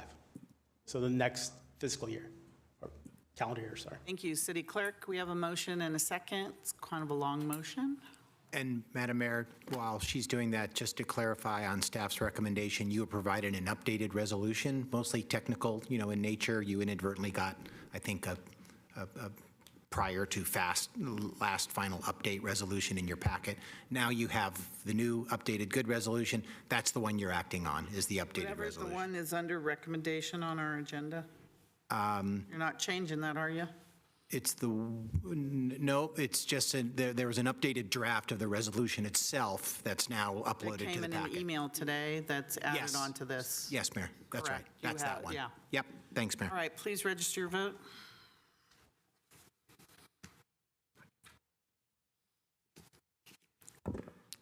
I vote yes. Thank you. And that passes unanimously. Thank you. All right, our last item on the agenda is a public hearing. Item number 7, action on a vesting tentative map for the proposed development of a 198-unit housing development with 4 commercial condominiums at 5185 Lafayette Street. City Manager. Thank you, Mayor, Council. Thank you, Mayor, Council. Javon Grogan, City Manager. I will introduce Acting Community Development Director Rena Briel to provide our presentation. And as the Mayor stated, it's a parcel of 0.90 acres at 5185 Lafayette Street, also known as within the Tasman East development. Thank you. Welcome. Good evening, Mayor and City Council members. Tonight's item is a required public hearing for a vesting tentative parcel map at 5185 Lafayette Street. For context, the request is specifically to subdivide one parcel that's just under an acre in size to allow 198 condominium units, 4 commercial condominium units, 1 residential parking condominium unit, and 1 commercial parking condominium unit to accommodate a new mixed-use development. The project site is located on the northeast corner of Lafayette and Calle de Luna. It is within the Tasman East specific plan, and it's adjacent to the north and east of parcels that have existing light industrial uses, as well as parcels to the north and south that have been entitled with new high-rise residential development that's been approved and are under construction. The project received architectural review approval at the development review hearing on October 18th, 2023. And here are some details of the project. It is a high-rise project with a mix of studio, 1-bedroom, 2-bedroom, and 3-bedroom units. It includes 310 automobile parking spaces. And I did want to point out that there was an error in the staff report that stated the number of bicycle parking stalls. This project is actually subject to the Climate Action Plan, And as such, the number of parking stalls for bicycles is 198 parking stalls that would be required that also need to be secured with electrical outlets that are provided for access. And I do want to note that conditions of approval will be added specifically to make sure that this number is corrected on the record so that the correct number of 198 parking spaces for bicycles in a secured manner are part of the project. The project is 21 stories in height. There's 3,000 square feet of ground floor retail. On the 6th floor, there's a fitness center that also includes an outdoor amenity deck. And on the 21st floor, which is the top floor, there is a pool deck with an outdoor lounge. The proposed subdivision includes creating 204 air units, of which 198 are residential condominiums. And then there are also 4 commercial condominiums and 1 commercial and 1 residential parking condominium. All egress and ingress easements are maintained on the property as well as on the alleyway that's right behind the property. Some considerations for the City Council that would be included in your findings when considering to approve this tentative map are that the proposed subdivision is consistent with the general plan, zoning, and any other applicable codes, that the city's subdivision clearance committee reviewed the vesting tentative map and determined the project to be complete on June 20th, 2023, and that the Planning Commission on December 6th of last year voted to recommend the City Council approve the vesting tentative map and recommended that the following condition be added, which is that the city encourages the owner and any contractors or subcontractors working on the project to evaluate hiring local labor, hiring from or contributing to approved and accredited apprenticeship programs, increasing resources for labor compliance, and providing living wages during the development of this project. Note that this condition hasn't been transferred over to the staff recommendation. The staff recommendation is that the City Council determine that the project utilize the addendum to the Tasman East Specific Plan EIR adopted at the October 18th, 2023 development review hearing for this 198-unit residential development, and that the City Council approve a vesting tentative parcel map to subdivide the 0.90 acre property at 5185 Lafayette Street into 198 residential condominium units, 4 commercial condominium units, 1 residential parking condominium unit, and 1 commercial parking condominium unit. And that concludes my report, and I'm happy to answer any questions. Thank you. Questions from the council? Councilmember Jane, followed by Becker, Hardy, Watanabe. Yeah, Go ahead. I read that 15% of the units will be affordable. Can you explain how that affordability is determined? 100% AMI or lower? Councilmember Becker. Yeah, thank you, Mayor. I see under your staff recommendations, but under the consideration, I kind of heard a little bit, but I maybe didn't hear the whole thing, was about the December 6th Planning Commission meeting. So are we saying that we can't put that in, or do we have the opportunity to include that? And I also would also ask that to our city attorney, too. Councilmember Hardy. Thank you. I wondered if there was, by doing this vested map, is there any way that we can do the shared parking? Because we know parking is more utilized for different things during different times. And I think of the Monticello over on Monroe and Lawrence Expressway, how they have flexible parking that can be used for different things. I just wondered with this kind of vesting tentative subdivision map, is that saying these are only for one thing or the other? Thank you. Councilmember Watanabe. Thank you, Mayor. Yes, I'm looking at the public comments that were received, and I see there was a memorandum received from Dr. Ron Patrick, whose property is immediately next. He's on the line for public, so you don't have to speak for him. Okay, well, I didn't know that, so I'm going to ask my question if you don't mind. Thank you. No, that's fine. I was Thank just you. going to tell you he's on for public as well. Okay, thank you. So anyway, I was wondering how we have addressed these concerns that Dr. Patrick has submitted. Thank you. All right, Rena, when you're ready. Sure. So, Councilmember Jane, the project is providing affordable housing units. When the Tasman East specific plan was adopted, a specific provision to the city's affordable housing ordinance section in our municipal code was added. Essentially, and to back up in time, our Tasman East specific plan was adopted in November of 2018, prior to the effective date of the city's affordable housing ordinance, which took effect citywide. And so this particular specific plan actually has some provisions where there is a 10% requirement up to, I believe it's 120 DU to the acre. And then between 120 DU to the acre, any increment of density that's in addition to 120 DU to the acre and 140 DU to the acre actually drops that affordability for that percentage of units that fall within that incremental range. And then any units that are above the 140 DU to the acre range then have, once again, a lower threshold of affordability. So that was something that was approved at the time of the specific plan. It supported increased density in the area, but it's a tiered affordability standard.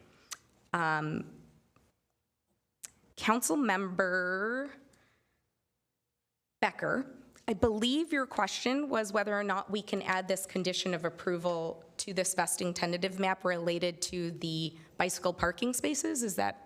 It was the labor, hiring local labor. I'm sorry. And stuff like that, because I heard them talk about that too, so I wanted to make sure we're on stable ground to maybe put that in there and legally too. I think the city attorney might weigh in. Yeah, the planning staff can address any policy issues that there might be with that, but while this is an unusual condition for a vesting tentative map, it's the kind of condition I know that Planning Commission has proposed before and Council has included before. In its current form, since it's encouraging as opposed to specifically requiring anything, I'm comfortable with it from a legal standpoint. Thank you. Councilmember Hardy, I think your question was about shared parking and whether or not by having a vesting tentative map, if we're precluding shared parking because we have these contained spaces. A couple things about parking with this particular project. It's actually providing more parking than is required in the Tasman East specific plan standards. It's also now in an area where the city actually can't require parking. However, by creating the condominiums in and of themselves, it actually doesn't preclude shared parking in the future. However, easements would need to be provided in order to facilitate that, should that be something that the applicant, the developer decide to be something desirable.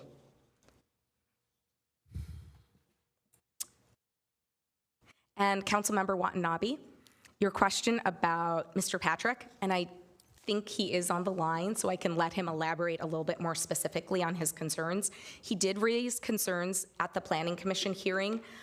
Many of them were regarding specifically overhead wires and the unsightly appearance of them, and also construction impacts.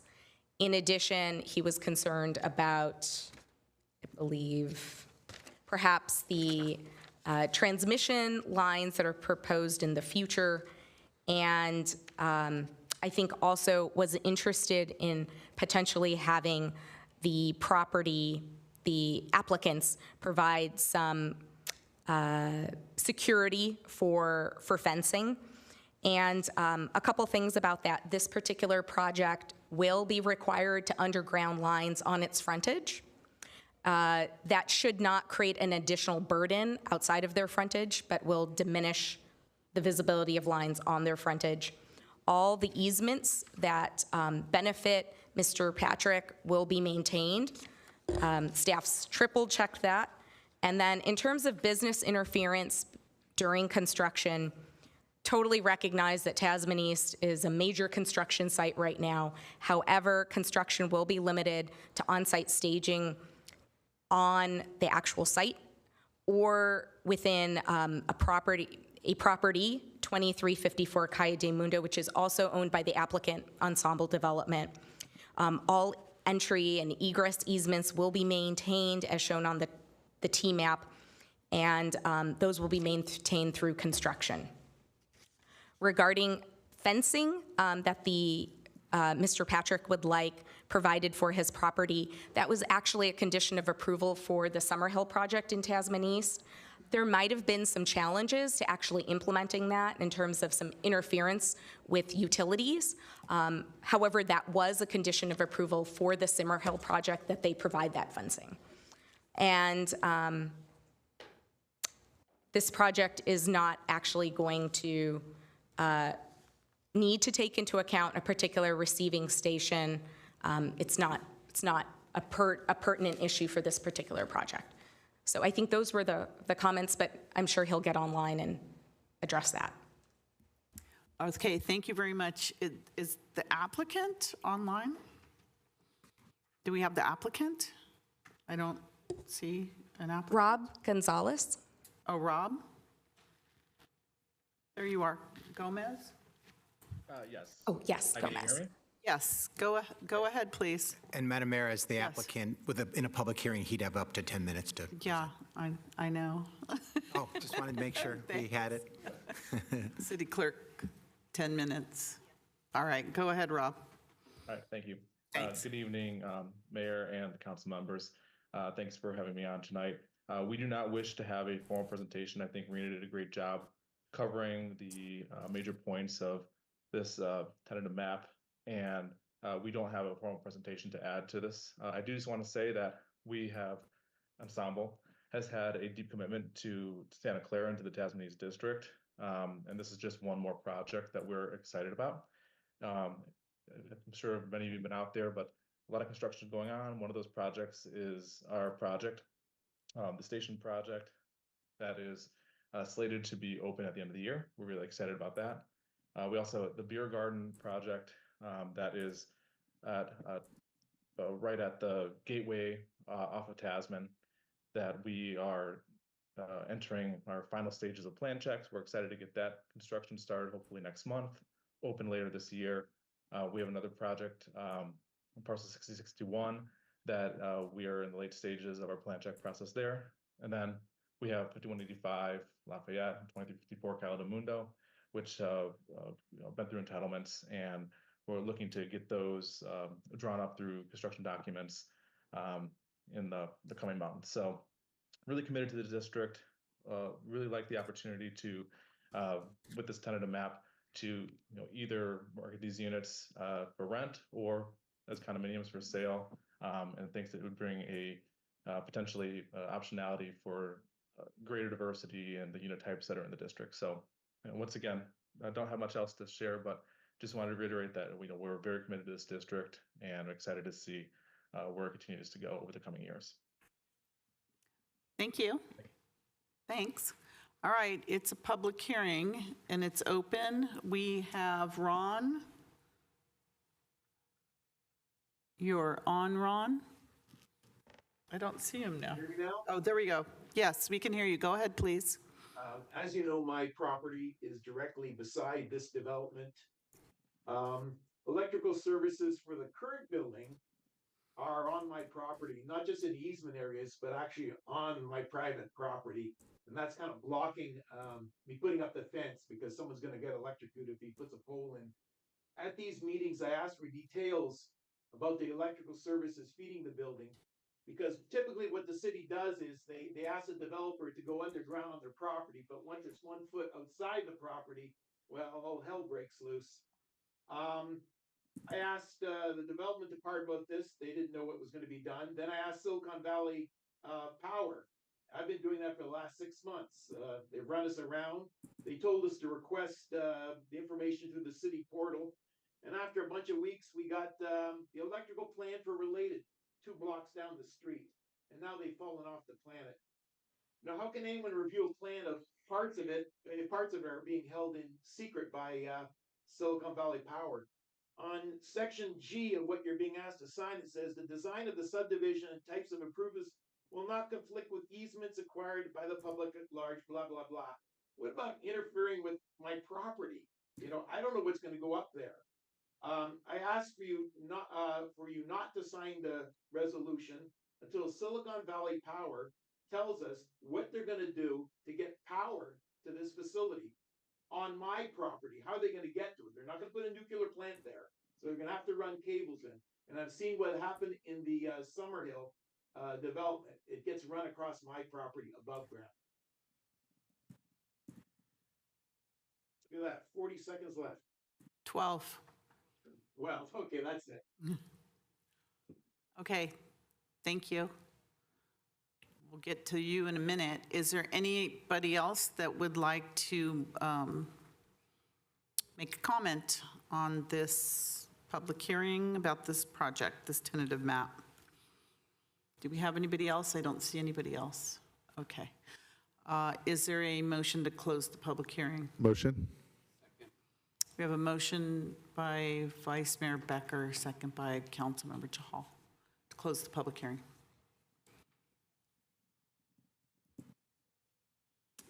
Please register your vote.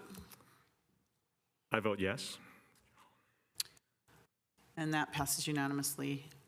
So here's the question. Do we answer Mr. Patrick's question first or go to the applicant for his 5-minute rebuttal? Can we answer that question? Your discretion, Madam Mayor. Well, let's go there first, about the electrical services on his private property. I see Manuel is here from SVP. Yes, Mayor, we have Manuel Pineda, Chief Electric Utility Officer from Silicon Valley Power here. Thank you. Welcome. Thank you, Mayor. Good evening, Mayor, members of the council. Manuel Pineda, pleasure to be here tonight. So certainly the staff has a lot of communication with Mr. Patrick regarding his site, both on this project and a number of other items. The project will be required to underground all their facilities across their frontage. The poles that Mr. Patrick's referring to, there's 2 poles, I believe, in front of his site. One actually serves his site, and that pole will stay in place until that site redevelops, or will stay in place as long as it's continued to be used. Another pole will be removed, so will no longer be needed for that facility. So this project, as we do with all those projects in Tasmania, will be undergrounding all its services. And we'll be removing one of the existing poles out there, and the other poles will stay in place to serve the existing property.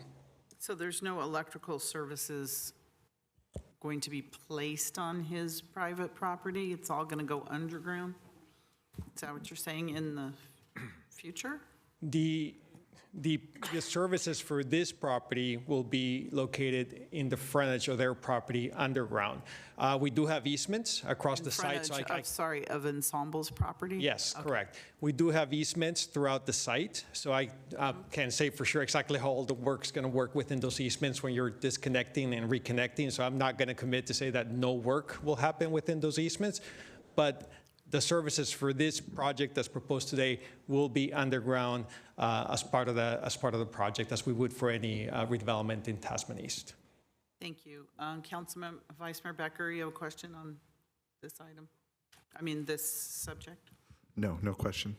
I was just going to make a City Manager? Yeah, I think the director said it, but I just want to put a fine point on it. It very well may be that underground work occurs on Mr. Patrick's property in a utility easement that Silicon Valley Power, has in front of his property. An existing easement. An existing easement in front of his property, as well as other properties, in order to serve the development in question. All right, thank you.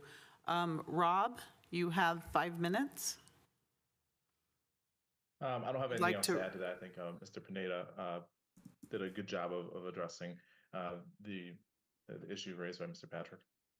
Okay, nothing else to add? Okay, thank you. All right, so we have, the recommendation is to adopt the resolution of the vesting tentative map and other things, including recommendation from the Planning Commission to add the language about the encouraging to use labor unions and living wage and everything else. And I think we used that same language on the Patrick Henry specific plan, or close to the same language when we approved that. Vice Mayor Becker?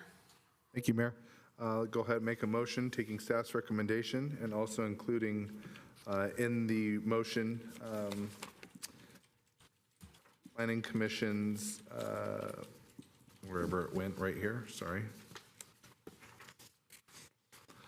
I'll put the right wordage in there, which is the city encourages the owner and any contractors or subcontractors working on the project to evaluate hiring local labor, hiring from contributing to approved and accredited apprenticeship programs, increasing resources for labor compliance, and providing living wages during the development of this project.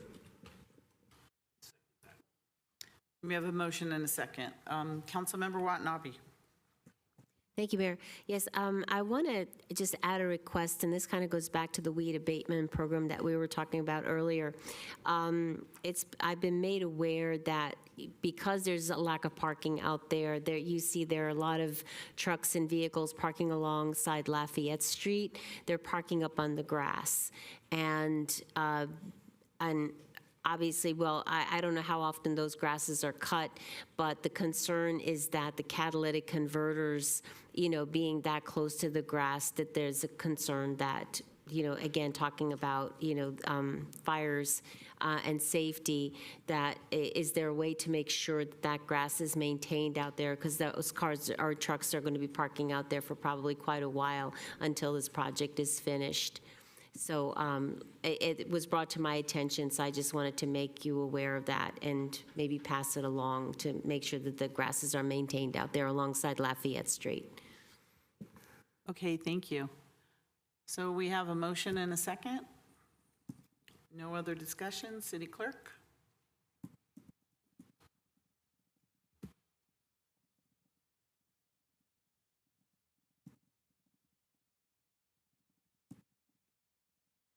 Please register your vote. And that passes unanimously. Thank you. Thank you, Interim Community Development Director. I think, is that your title? Rena, thank you very much. All right. All right, next we have reports of member special committees and council member 030 requests. Do we have any? I don't see any. Oh, here comes one. Councilmember Park. So I know this is a little bit early, but I want to remind everyone about the Relay for Life in Santa Clara.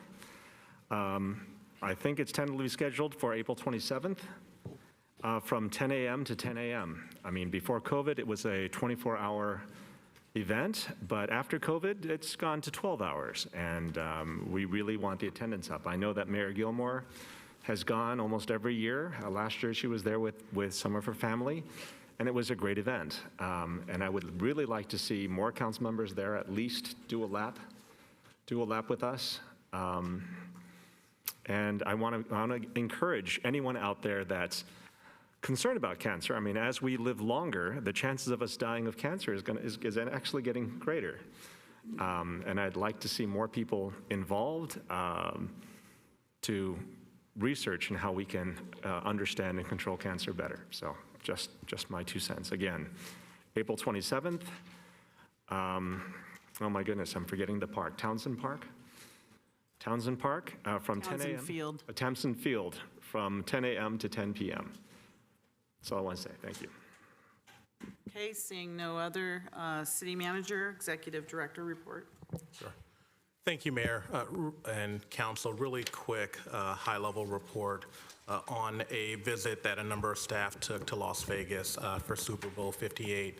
Important to note that at your very next regularly scheduled meeting on March 5th, you will receive a full update on the city's planning efforts with regard to Super Bowl 60 and FIFA World Cup. However, just want to note that earlier this month, February 9th and 10th, a number of individuals from the city went to Las Vegas for two separate programs. One was a Future Host City program that is a formal program that offers facility tours and briefings for Super Bowl organizers on current NFL programming elements for the Super Bowl, with an understanding that detailed programming may change year to year.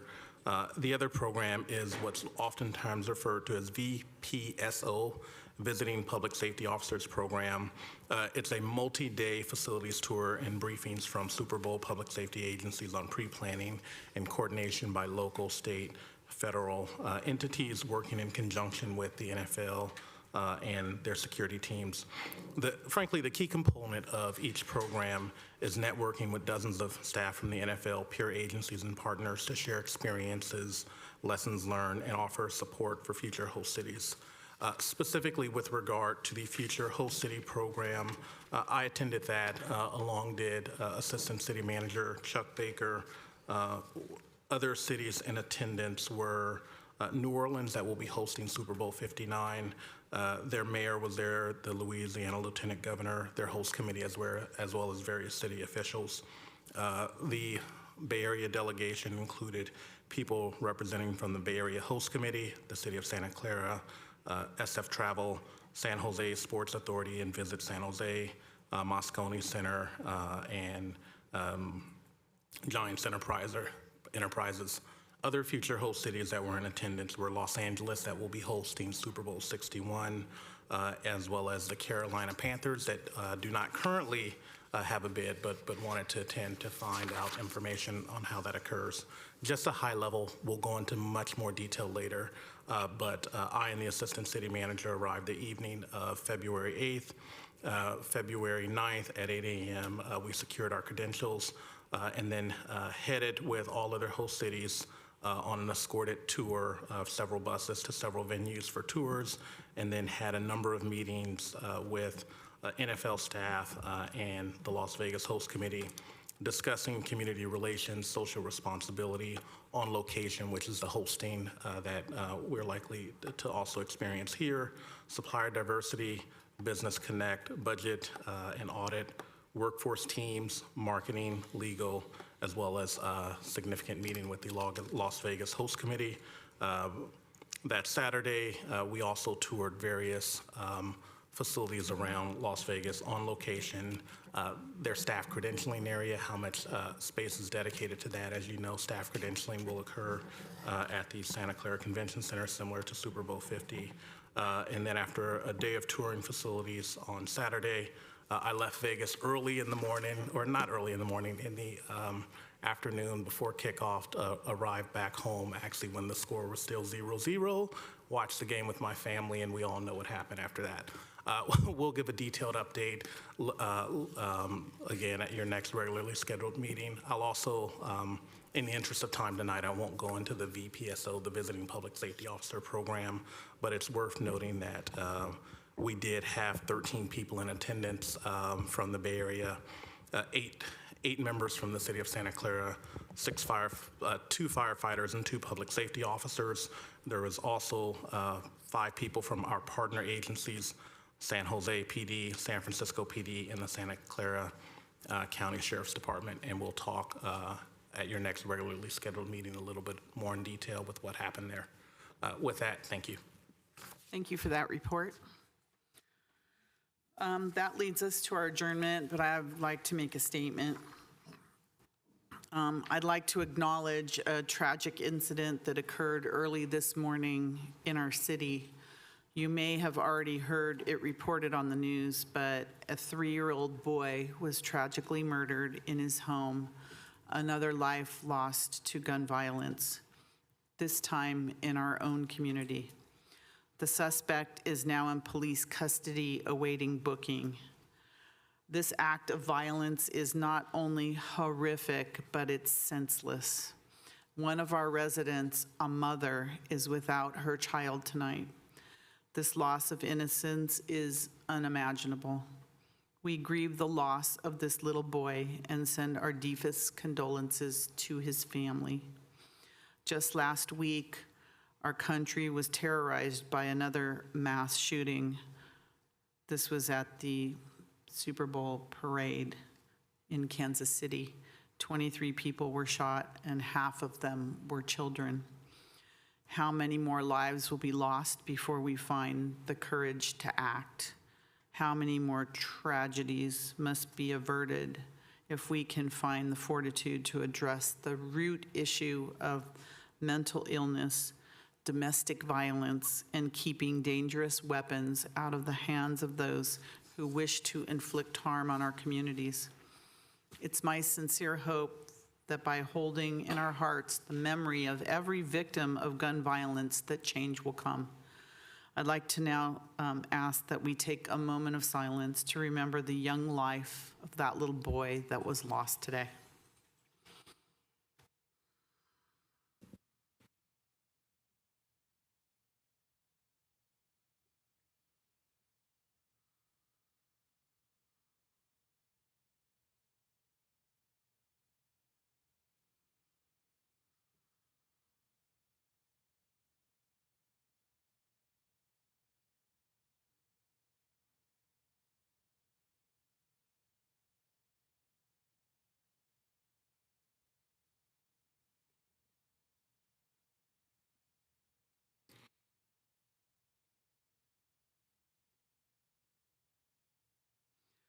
Thank you for that.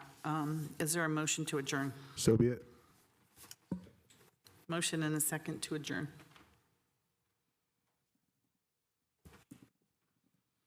The second? Jahal.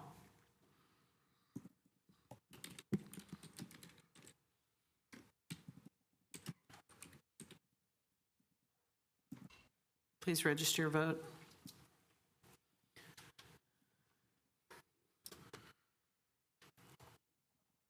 And that passes unanimously, and this meeting is adjourned. Thank you, everyone.